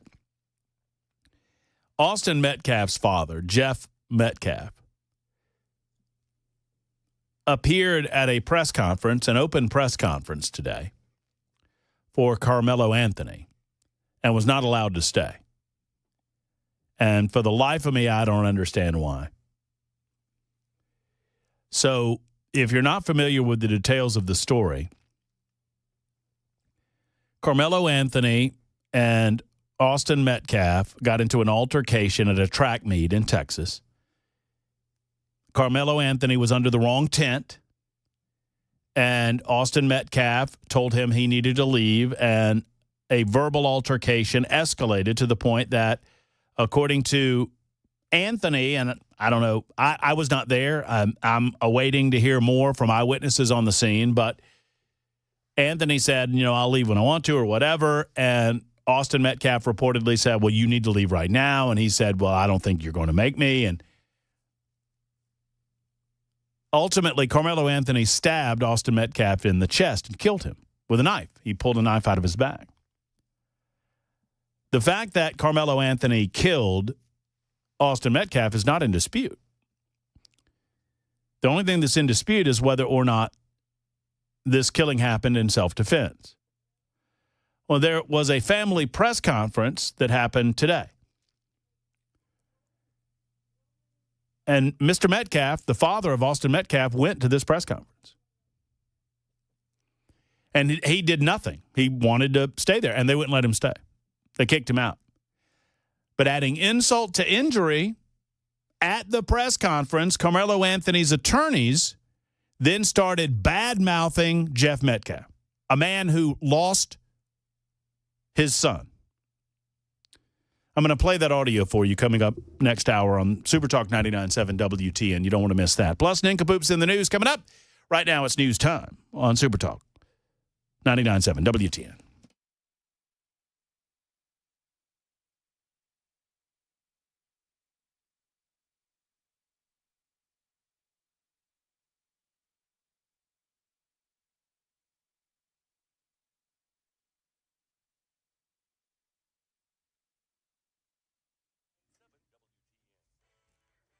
Six o'clock on the dot. I'm Ken Weaver with your top stories. Got the full forecast and traffic in 5 minutes. This is a special report from ABC News. I'm Michelle Franzen. In Tallahassee, a deadly shooting at the Florida State University campus today. FSU Police Chief Jason Trumbauer says the gunman opened fire near the student union and confirmed those who died. 2 victims of deceased are deceased, and 5 individuals have been transported to a local hospital with gunshot wounds. The suspect in custody. Police say he's an FSU student. ABC's Aaron Katursky has more. His name is Phoenix Eichner, 20 years old, the son of an active duty Leon County Sheriff's deputy, an 18-year veteran. And we did a quick lookup of her biography, and it seems, at least for a time, she served as a school resource officer, someone who went to campuses in order to protect them from this kind of violence. Police say they'll continue to investigate how the suspect gained access to a service weapon that was used. Had a number of measles cases growing here in Tennessee. State Department of Health confirms 2 additional cases, both here in Middle Tennessee, just not saying exactly where. Both people recovering at home. This brings the total number of measles cases in Tennessee this year to 6. Here in Tennessee, a bill is headed to Governor Lee, who can sign it into law that restricts sales of certain hemp products that get you high. These products would be impacted that include vapes, hemp flour, and pre-rolled joints. And a Abrego Garcia update. The 4th District Court of Appeals has refused to lift a judge's order that the Trump administration facilitate the return of the Salvadoran man arrested in Maryland and deported last month. It clears the way for the Trump administration to seek emergency relief in the Supreme Court. Meanwhile, the Tennessee Star reports Tennessee troopers encountered Garcia during a traffic stop in 2022 on I-40, about 90 miles east of Nashville in Putnam County. The Tennessee Star's Michael Patrick Leahy, speaking with WTN's Dan Mandis, says troopers suspected Garcia was trafficking his passengers, but they were ordered by the FBI to let them go. Take a picture of everybody in the van, take a picture of all its contents, which they did, and which apparently the Tennessee Department of Safety and Homeland Security still has in its possession. Then the traffic stop was an hour and 45 minutes. At the end of it, our sources say the FBI, quote, requested that Kilmar Abrego Garcia and his 7 traveling companions be released. The FBI has not responded, or rather had not responded, to the Tennessee Star's request for an explanation. by the time of this morning's interview. That's the latest news. Traffic and weather next. I'm Ken Weaver, WTN News.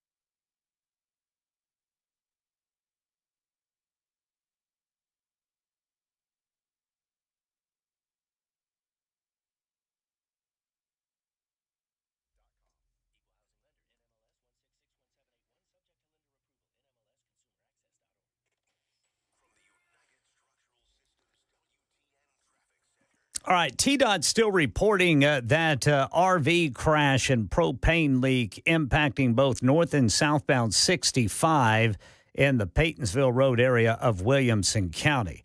In Robertson County, Highway Patrol reporting a crash 24 westbound right before Maxey Road. And then over by the airport, injury accident reported by police, Briley Parkway northbound at KOC Boulevard. In South Nashville, got a crash, off-ramp partially blocked. It is 24 westbound off-ramp to Murfreesboro Pike. Whites Creek, Highway Patrol reporting a crash 24 eastbound before Old Hickory Boulevard. And then in Lebanon, Highway Patrol reporting a crash 840 eastbound at Stewart's Ferry Pike. Traffic every 10 minutes, every morning on Super Talk 99.7 WTN.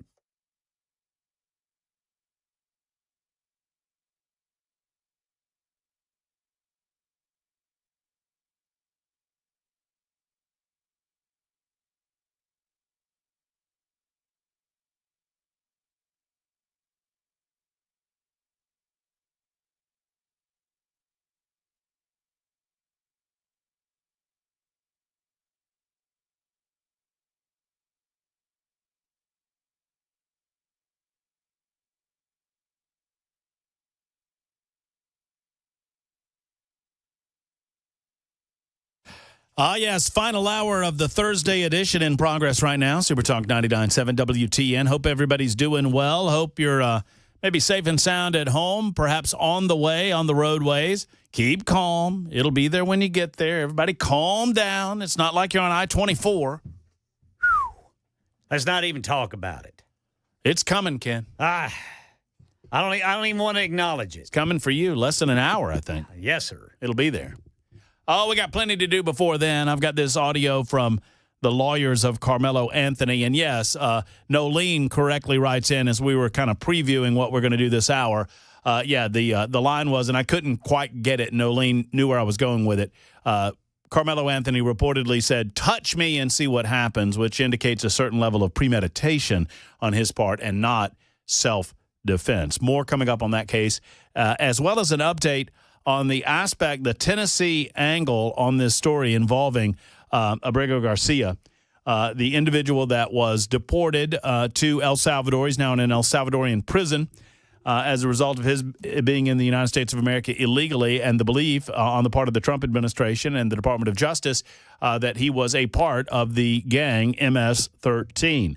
The Tennessee Star, Michael Patrick Leahy's group, reported first that there was a Tennessee connection, that the Tennessee Highway Patrol had him stopped in 2022 along with 7 other people, and they were concerned enough that traffic stop lasted almost 2 hours, and they were questioning whether he was here legally, whether he was involved in human trafficking, what his deal was, whether or not he had a legal driver's license. And upon contacting the FBI in 2022, according to the sources cited by Michael Patrick Leahy, Tom Pappert, and the Tennessee Star, this individual was told, or the Tennessee Highway Patrol officer was told by the FBI to release those individuals.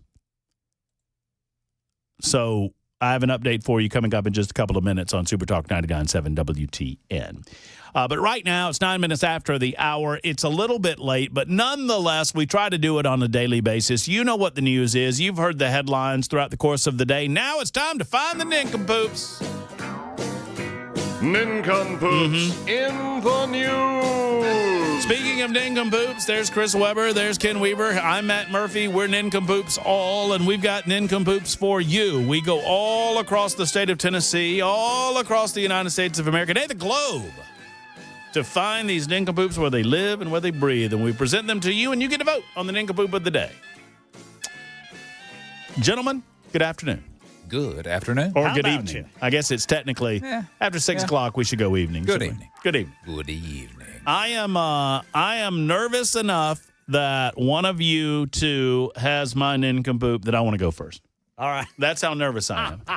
I'm gun shy now that Ken Weaver and I had the same story. Although that worked out for me that you went first that day, so maybe I shouldn't, but I don't know. One way or the other. Here we go. I also cannot quite remember if this story has been done before. So if it has been done before, I sincerely, just give me the old buzzer.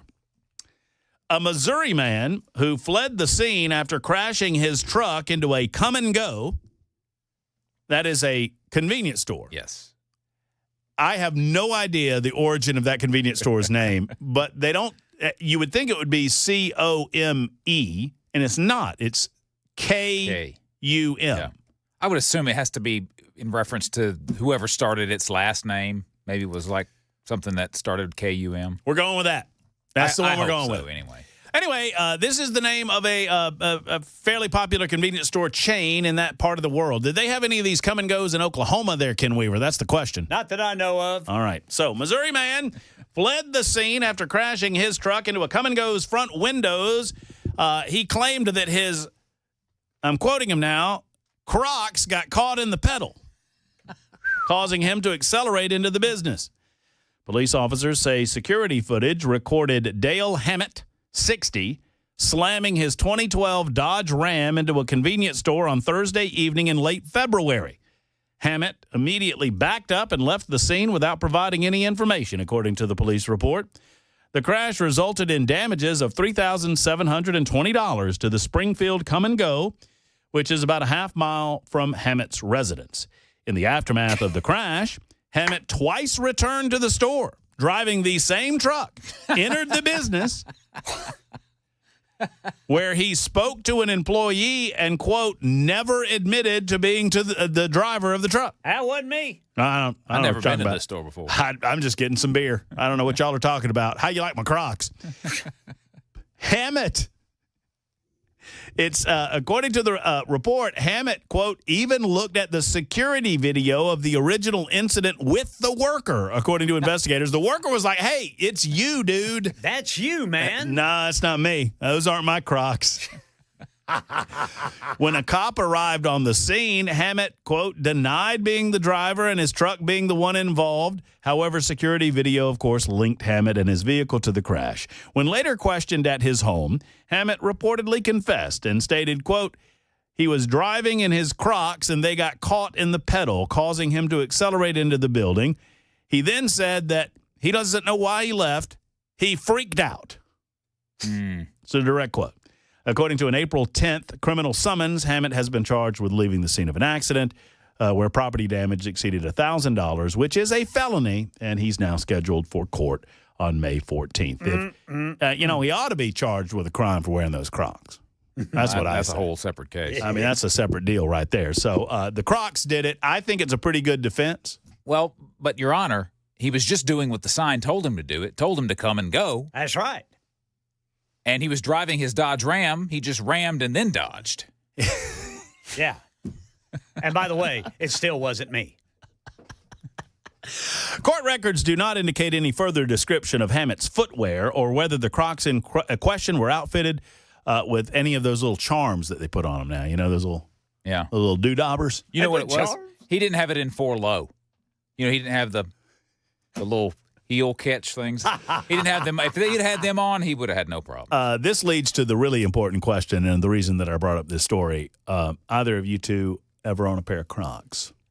I did not have one. I owned a pair for a minute, probably a decade ago. And I don't even know where I got them. I think someone gave them to me. They were camouflage colored. I'd forgotten all about it until I saw a picture. But I've long since disposed of them. The best part about my Croc purchase story, is the story. I owned a pair of Crocs that I purchased from Tupelo, Mississippi, from Reed's department store across the street from the Tupelo hardware store where Elvis Presley bought his guitar. He wanted I think he wanted a .22 rifle, and his mother wouldn't let him have a rifle, so he got his guitar. I bought them from a woman, I believe her name was Ms. Gloria, who was 92 years old. This is a true story. This is about 15, 20 years ago. At the time, she was 92 years old and had worked at Reed's department store for 60 years. Awesome. Told Eric and I that she knew the Presley family and said that they were, quote, trailer trash. She sounds like an authority, so. That's what she said. And she also said Mr. Reed, the owner of Reed's department store, was the finest man ever living, and that at her 50th anniversary, that he bought her a new car. Wow. Well, I'll be. And then she sold me some Crocs. I thought you were going to say she told you that that Elvis actually wore those Crocs. Yeah. That you that would have been a good one, too. Yeah. No. She sold him the old blue suede shoes. Oh, that's right. Hey, hello. All right, who wants to go next, boys? Me. How about it, Brother Chris? Yep. Florida man. Got me a Florida man. All right. According to Clearwater Police, 45-year-old Stephen Cusimano was walking through a neighborhood around 7:30 one evening when he spotted a lemonade stand operated by several children and one adult. Cusimano purchased a glass of lemonade, but then he became irate when he was refused a free refill. Instead of walking away, police say Cusimano aggressively grabbed the female adult by the wrist, adopted a fighting stance, and threatened to beat her up. After the altercation, he fled the scene on foot, but was quickly tracked down by law enforcement. During questioning, Cusimano reportedly admitted to the incident, but claimed his actions were justified because the victim was talking to him. His arrest report indicates a lengthy criminal past, including multiple battery convictions, as well as charges for trespassing, drug possession, disorderly conduct, and assault with a deadly weapon. Due to those prior offenses, the battery charge against him was elevated to a felony, and he was booked into the county jail, but he pleaded not guilty. Well, of course. I think he's got a pretty good defense. What do you mean I don't get free refills? Everybody knows you get free refills. Come on, man. Reminds me of that Will Ferrell commercial. I don't know if you see that commercial with Will Ferrell. It's like, everybody knows that's not fresh squeezed, Gerald. Man, free refills. My goodness gracious. Mr. Weaver? Went into a fighting stance. What is that? I assume there's a squat and there's a, see? Oh, yeah, he did that one. Oh, Puget. Oh, yeah. Oh, I ought to pound you. Naked man arrested after roaming around Disneyland. Back to home base. Disneyland. A man arrested after exposing himself to Disneyland visitors on Saturday in Los Angeles. Mm-hmm. Guests visiting Disneyland took to social media to share that an unclothed man was seen climbing one of the buildings in the theme park. Ooh. Video on Instagram showed the unclothed man on top of the entrance of Tiana's Place, a New Orleans-inspired restaurant, inspired by the Princess and the Frog movie. Showing off his Donald Duck. DOJ says it will appeal. Never mind. That's a Department of Justice not involved in this one. Yet. They will be.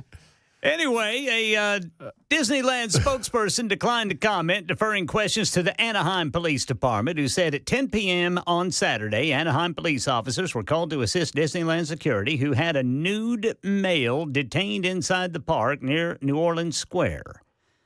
By the name of this spokesperson, says the man was 38 years old and a resident of Calgary, Alberta. Ooh. Not even an American. Oh, no, He not was foreign nudity. protesting those tariffs. Probably so. There's a place in El Salvador for this old boy. Don't give him any clothes either. That's right. The man was booked. Get this, fellas.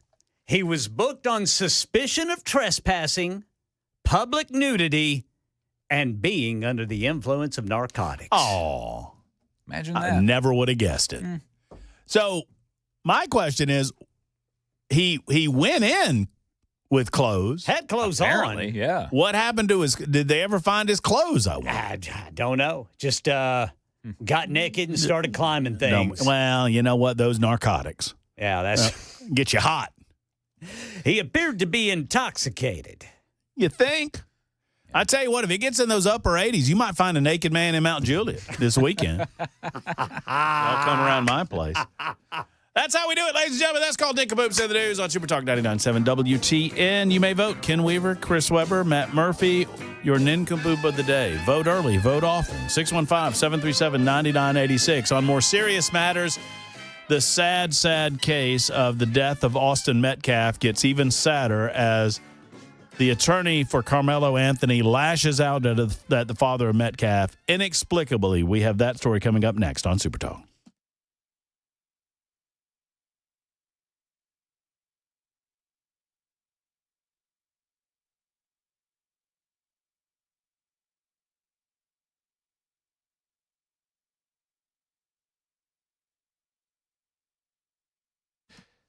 Roll Call 3.0 is back, ladies and gentlemen, and it's in Nashville, May 2nd and 3rd, hosted by Jason Whitlock and featuring Tucker Carlson. You heard me correctly. It's a 2-day event, and you don't want to miss this.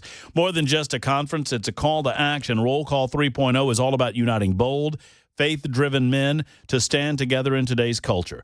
On Friday, May 2nd, it's a VIP event, an evening at 3rd and Lindsley, featuring a conversation with Whitlock and Tucker Carlson, plus live country music featuring Randy Houser and comedy from Steve Byrne.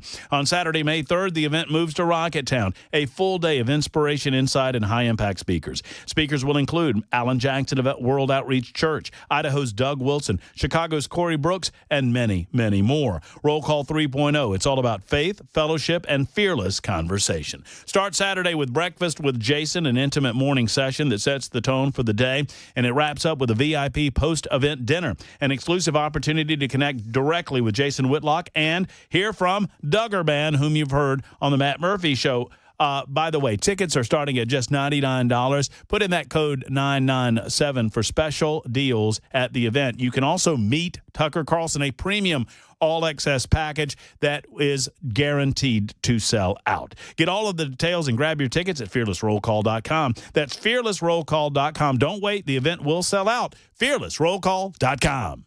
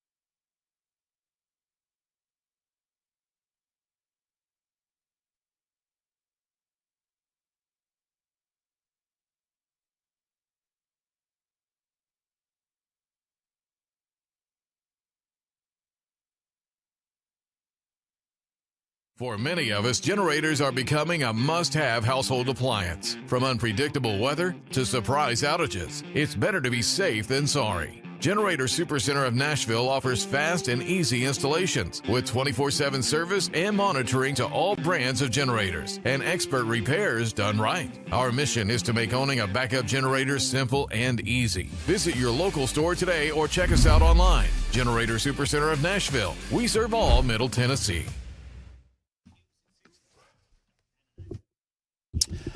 Weber, you won, so yeah, good for you. That's another notch in that old tool belt. 25 minutes after the hour, Super Talk 99.7. Voting is officially closed, too, so nobody slip one in for Weaver. Come on now.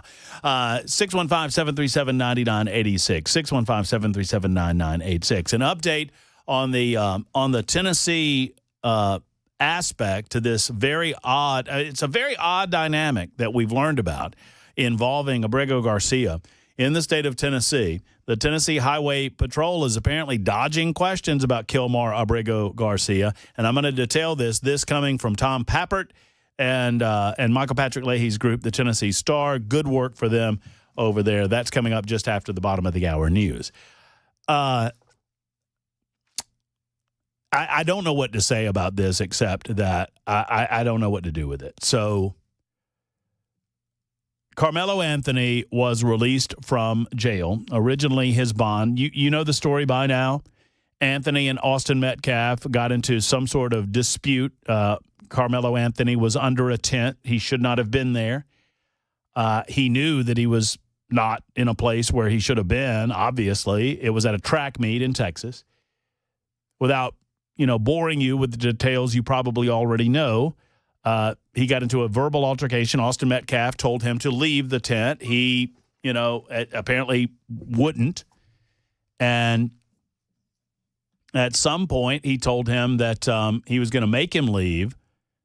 And Carmelo Anthony was reportedly quoted as saying, "Touch me and see what happens." Well, Austin Metcalf attempted to forcibly remove Carmelo Anthony from the tent. Carmelo Anthony reached into his bag and pulled out a knife and stabbed and killed Austin Metcalf. Reportedly on the scene, police officers said that Carmelo Anthony asked them if what he did qualified as self-defense. So he was already questioning what happened at the scene. Obviously, the family of Carmelo Anthony claims that he acted in self-defense, and a trial by jury of his peers will determine whether or not that's the case. It does not appear to be self-defense to me. The court of public opinion is not held to the same standard as the court of law, and I'm perfectly entitled, as you are, to have an opinion on this case. The family of Carmelo Anthony held their first press conference, or a press conference, since his release. Jeff Metcalf, the father of Austin Metcalf, attended that press conference. And prior to the press conference starting, the police showed up. It was a public press conference and demanded that he leave. And he did. He did. Didn't stab anybody either. Amazing. And if that's the only place this story went, well, that would be all well and good. I understand why Metcalf would want to hear some of the excuse-making on the part of the Anthony family or some of the reasoning behind what they believe happened. Fully, I can understand that. I can also understand why the police would not want Metcalf there. I get it. Listen to what happened afterwards. And all I'm going to say, so it don't be asked later, is that was disrespectful and just shows you all the character who is not invited. He knows that it's inappropriate to be near this family, but he did it. And so I say to people, actions speak louder than words. Okay? What he has failed into is the political operatives that want to make this thing a political thing of hate, yet bigotry, and yet racism. We have conservative operatives that have been posting nonstop about this case. That's the ill-spoken, the poorly spoken representative for Carmelo Anthony's family. I don't know half of what he said because his sentences did not make any sense. I would think you would need to get another spokesperson if that's the best that he can do. Is it also the best that he can do that he would besmirch the character and good name of a father that just had to bury his son? There is no question, sir, that your client put a knife in the boy's chest and killed him. It will be determined by a jury whether or not it was justified or not, but there's no question that that happened. Talk about low character. I think I'm looking at low character. And I don't know his name, and I don't care. He's a POS, in my opinion. It's 31 after the hour.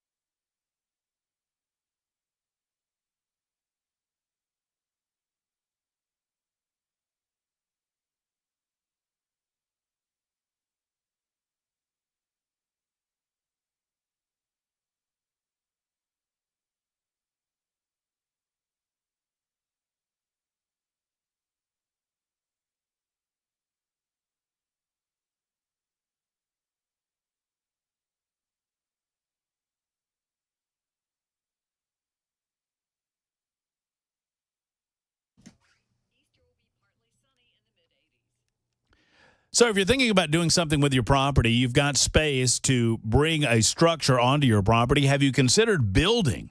Have you considered Stoltzco? You need to. Don't take another step toward building on your property until you contact the gang at Stoltzco, because let me tell you something, whether it's someplace to hang on the weekends, whether it's an extra, a guest home or whatnot, maybe it's a she shed or a man cave or a pole barn or a barndominium or a garage or an equestrian space or an event space, whatever it might be, Stoltzco is the place to go. They are first class in customer service. They are first class in the creation of post-frame buildings, and they can help you do something with your money that will put real value onto your property. Let Stoltzco build that high-quality custom structure at a reasonable price. Find out more by going online to stoltzco.com. That's STOLTZ.co.com. Do it again, Murphy. STOLTZCO.com for more information. You'll see the beautiful structures available, or give a call to 615-622-5992, 622-5992. Tell them Matt Murphy sent you to Stoltzco.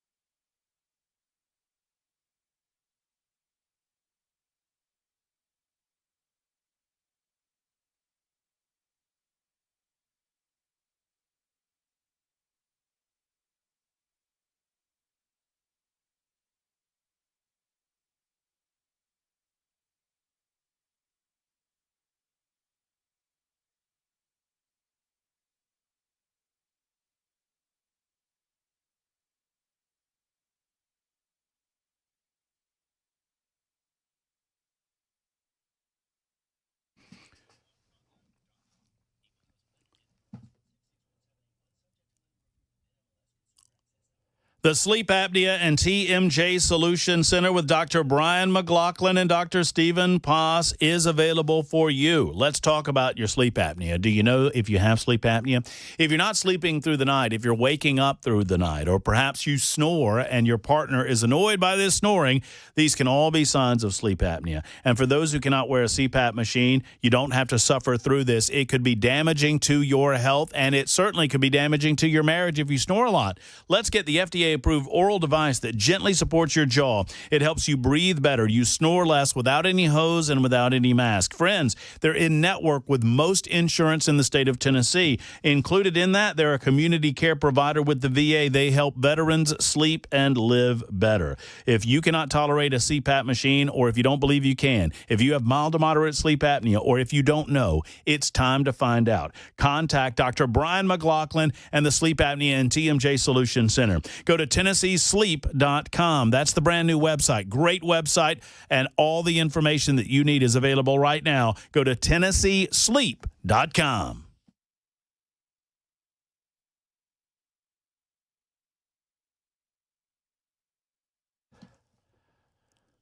More on this update involving the Tennessee aspect to the case of Abrigo Garcia, who is currently in an El Salvadorian prison, and we expect that he will stay there.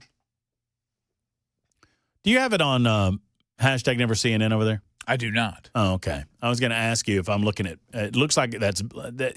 If I had to guess, that would be Ben and Jerry. I don't think. I don't. Yeah, that. But I mean. Isn't that what you would think of Ben and Jerry? Yeah, I don't know which is which, but I definitely say that. Yeah, that's Ben and Jerry. I mean, I don't think those are Ben and Jerry, but I think those are some knuckleheads. But Might be. One guy's wearing all black. They're both old guys with kind of whitish hair, balding. One guy's wearing all black, and the other guy's in some sort of ridiculous outfit. And coming from me, that's saying a lot, because I wear some fairly ridiculous outfits. Speaking of ridiculousness, I'm going to play this one more time. Is this not insane irony? So the Anthony family holds an open press conference to try to justify their behavior.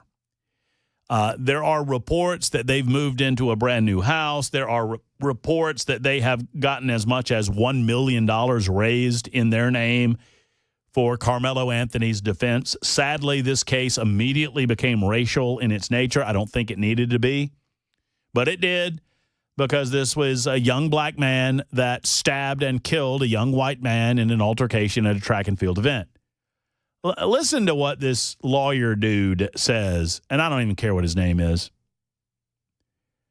He is speaking on behalf of Carmelo Anthony, and just let's listen one more time. And all I'm going to say, so it don't be asked later, is that was disrespectful and just shows you all the character who is not invited. He knows that it's inappropriate to be near this family. So, if I just stopped it there, we could be talking about Carmelo Anthony, couldn't we? Now, that is a lawyer representing the family of Carmelo Anthony, talking about Jeff Metcalf, the father of Austin Metcalf, who went to their press conference. He wanted to hear from them what they had to say about the death of his son. He just buried his son. You know what you say? I mean, and the police did not want an altercation. They were worried that they would have an altercation. They went and they spoke to Metcalf. I'm not going to fault the police on this. They believed that there might be an issue, and so they asked Mr. Metcalf to leave. Okay. Now, we could quibble about whether or not, it's a public press conference, whatever. Here's what you say if you're this guy. I understand that Mr. Metcalf was here. I can't imagine the grief that he's going through. I don't think any of us with children could possibly imagine his grief, and I'm not going to question his grief process, but we did not believe that it was in the best interest of anyone for him to be in the room during the press conference. And that's it. That's what you say. Instead, this schmucko questioned the character of a man who just buried his son, and in doing so said, well, he knew he wasn't supposed to be here. Did Carmelo Anthony not know that he wasn't supposed to be under another high school team's tent? And then when challenged on it, he refused to leave? What does that say about his character? Just shows you all the character who is not invited under the tent. He knows that it's inappropriate to be near this family. Under the tent. But he did it. And so I say to people, actions speak louder than words. Okay? Mm-hmm. What he has failed into is the political operatives. What he is what? That want to make this thing a political thing of hate, yet bigotry, and yet racism. What? We have conservative operatives that have been posting nonstop about this case. Okay, whatever. Whatever, dude. Actions speak louder than words, indeed. Words were spoken between Austin Metcalf and Carmelo Anthony. And Carmelo Anthony took action, and he took out a knife and he stabbed a man in the chest and killed him. Now you want to claim that it was in self-defense. I believe that the evidence in this case is going to demonstrate otherwise. And sadly, because some on the left, not the right, have politicized this case to the point that they have, there will be people that try to turn this into a racial issue. I don't believe that it was a racial issue. I've seen no evidence that it was a racial issue. I've also seen no evidence that Carmelo Anthony was in fear of his life. Matter of fact, the evidence points us in a different direction. The evidence where he says, touch me and you'll find out. No. They have, Constantine says there are T-shirts for sale that's Free Mellow. There's a lot of dumb people in the world, and you know what? I guess they get to do with their money what they desire. I can't speak to it. The Tennessee Highway Patrol dodged questions posed by the Tennessee Star in a Wednesday press inquiry about Kilmer Arbrego Garcia, a citizen of El Salvador who was deported under the Donald Trump administration. He was detained by law enforcement while traveling through Tennessee in late 2022. Additionally, the Tennessee Department of Safety and Homeland Security, which oversees the Tennessee Highway Patrol, did not respond to requests to questions related to Abrego Garcia's presence in the state. Multiple sources confirmed to the Tennessee Star that Abrego Garcia and his 7 passengers were released at the request of the Biden administration's FBI. We're going to go through the latest here. This is an interesting update. Neither the state agency answered questions posed by the Star. Neither of them did. Both replied to the inquiries to indicate further information or a statement might be forthcoming. The first response to the Star came from the Tennessee Department of Safety and Homeland Security and the Assistant Commissioner Lee Dotson, who stated in an email just before 3 p.m. yesterday, quote, "Your questions have been forwarded to our communications staff," end quote. About 30 minutes later, the ADOSHS agent and communications director Jason Peck replied to the email chain. "Thanks. THP got the same request. Legal is looking at it now." It is unclear whether Peck's response was shared with the Star intentionally or not. More than an hour later, a spokesperson for the Tennessee Highway Patrol told the Tennessee Star that a response from the Tennessee Department of Safety and Homeland Security would be forthcoming and provided today. Lieutenant Bill Miller, a THC public information officer, said, quote, "Wanted to respond back to you and inform you that I have forwarded your email to our Safety Open Records office. Their email is also copied on this email for your convenience. Someone from their office will be in contact with you tomorrow." That is today. The TDOSHS Safety Open Records office did not contact the Star until after 4 p.m. Thursday. The correspondent said the office would not respond to the press inquiry by the Star, which the department incorrectly referred to as an open records request, unless the Star made additional efforts to comply with the Tennessee Public Records Act. In other words, they're demanding that the Tennessee Star jump through hoops. Hours before the Star received the request to its inquiry and about one full day before the Star contacted the agency to comment, Michael Patrick Leahy, editor-in-chief, filed an open records request with the Tennessee Department of Safety and Homeland Security Safety and Open Records Office today. Leahy wants to seek incident reports, computerized dispatch reports, photographs, dashboard, and body camera footage, and any other records related to the stop of Abrego Garcia in late of 2022. The agency had yet to confirm receipt of the request at press time. Now, by the way, this is Tom Pappert writing. I'm reading from the Tennessee Star report right now, and so credit to them on all of this reporting, obviously. After the Star broke the story yesterday, Just the News corroborated many of the exclusive details of Abrego Garcia's presence in Tennessee through the Department of Homeland Security and their documentation. Neither the FBI nor the Department of Homeland Security have replied to press inquiry from the Star. The Tennessee Bureau of Investigation stated it had, quote, no knowledge of Abrego Garcia's presence in Tennessee and that he was not the subject of any of its investigations. So they are demanding that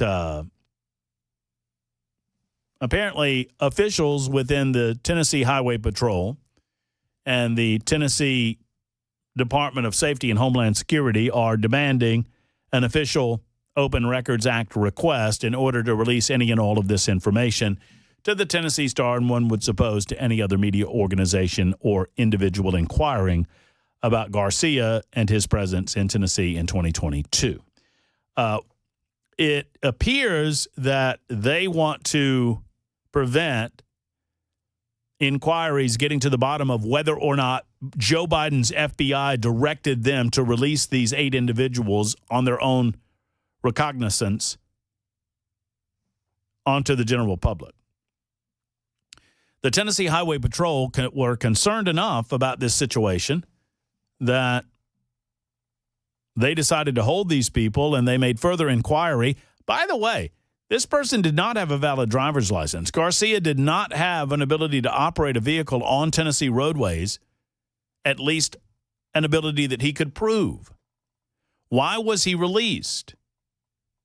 Why are we allowing people to leave the scene when they cannot demonstrate that they have done the necessary and required testing to confirm that they have an ability to operate a 4,000 or 5,000-pound vehicle on Tennessee roadways? Does that not make the state of Tennessee liable? Bottom line is this: we need to get to the bottom of Garcia's presence in the state of Tennessee, obviously. Secondarily, it's pretty obvious that this guy is not the He is not the innocent as the pure-driven snow character that many in the mainstream media want you to believe that he is. Does that justify necessarily the mishandling of Garcia? Not necessarily. Do I wish that he had gotten a hearing prior to his removal from this country and his return to El Salvador? I do.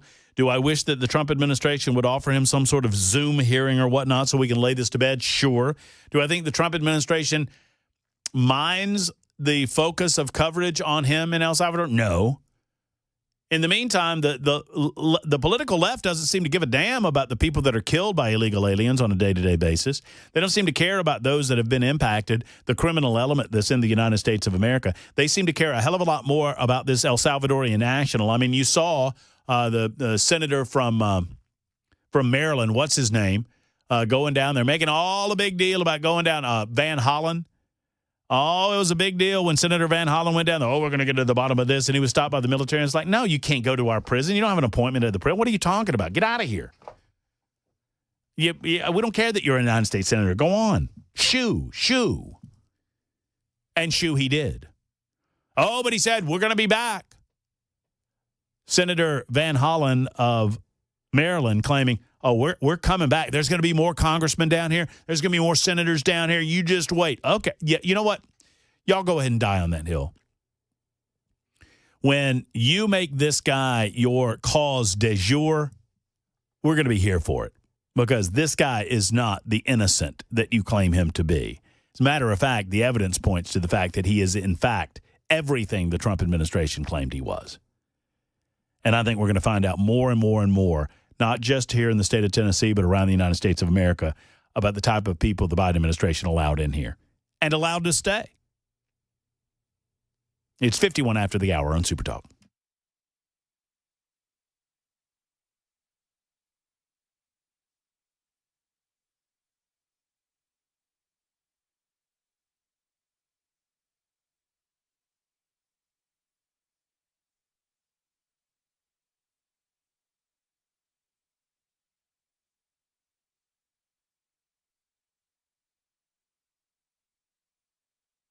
Hey, friends, it's Matt Murphy for U.S. Pest. The temperatures are warming up. The bugs are getting busy. They're making little bugs, and they're coming into your home if you let them. Let's not let them. Let's get with J.K. and Erica Brister and the rest of the team at U.S. Pest. They are your pest elimination experts. They are the best at eliminating pests. U.S. Pest wants to help with general pest protection. They give you full-service pest control. All of these common Tennessee pests like termites and brown recluse spiders and ticks and fire ants and stink bugs and other kind of ants and roaches.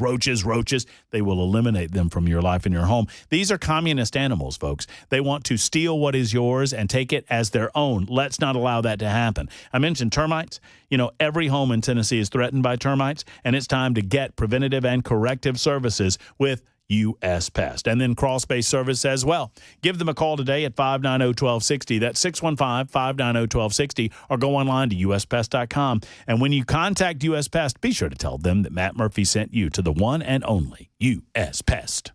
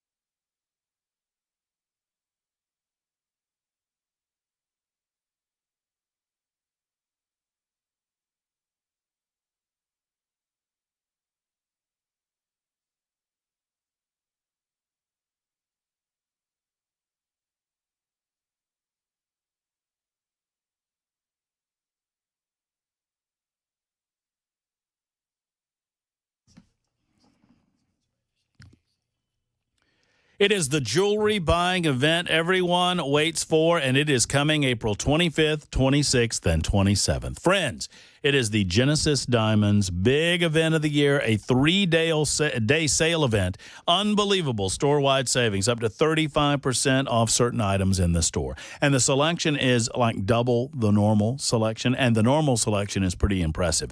Top bridal designers coming in to showcase their new collections. Beautiful one-of-a-kind pieces, including all new engagement ring mountings. Available at Genesis Diamonds at both locations, Green Hills and Cool Springs. More jewelry than you've probably ever seen in one place at prices you never thought possible. I'm talking, this is the big springtime event, folks. Rings, earrings, pendants, bracelets, bands, stunning fashion jewelry that you simply won't find anywhere else. Check out thousands of engagement ring settings in gold and platinum. Also get special pricing on natural as well as lab-grown diamonds. It is happening April 25th, 26th, and 27th, and only at Genesis Diamonds. Special financing available as well. Ask about that. Store-wide savings up to 35%. Tell them Matt Murphy sent you to Green Hills or Cool Springs to Genesis Diamonds.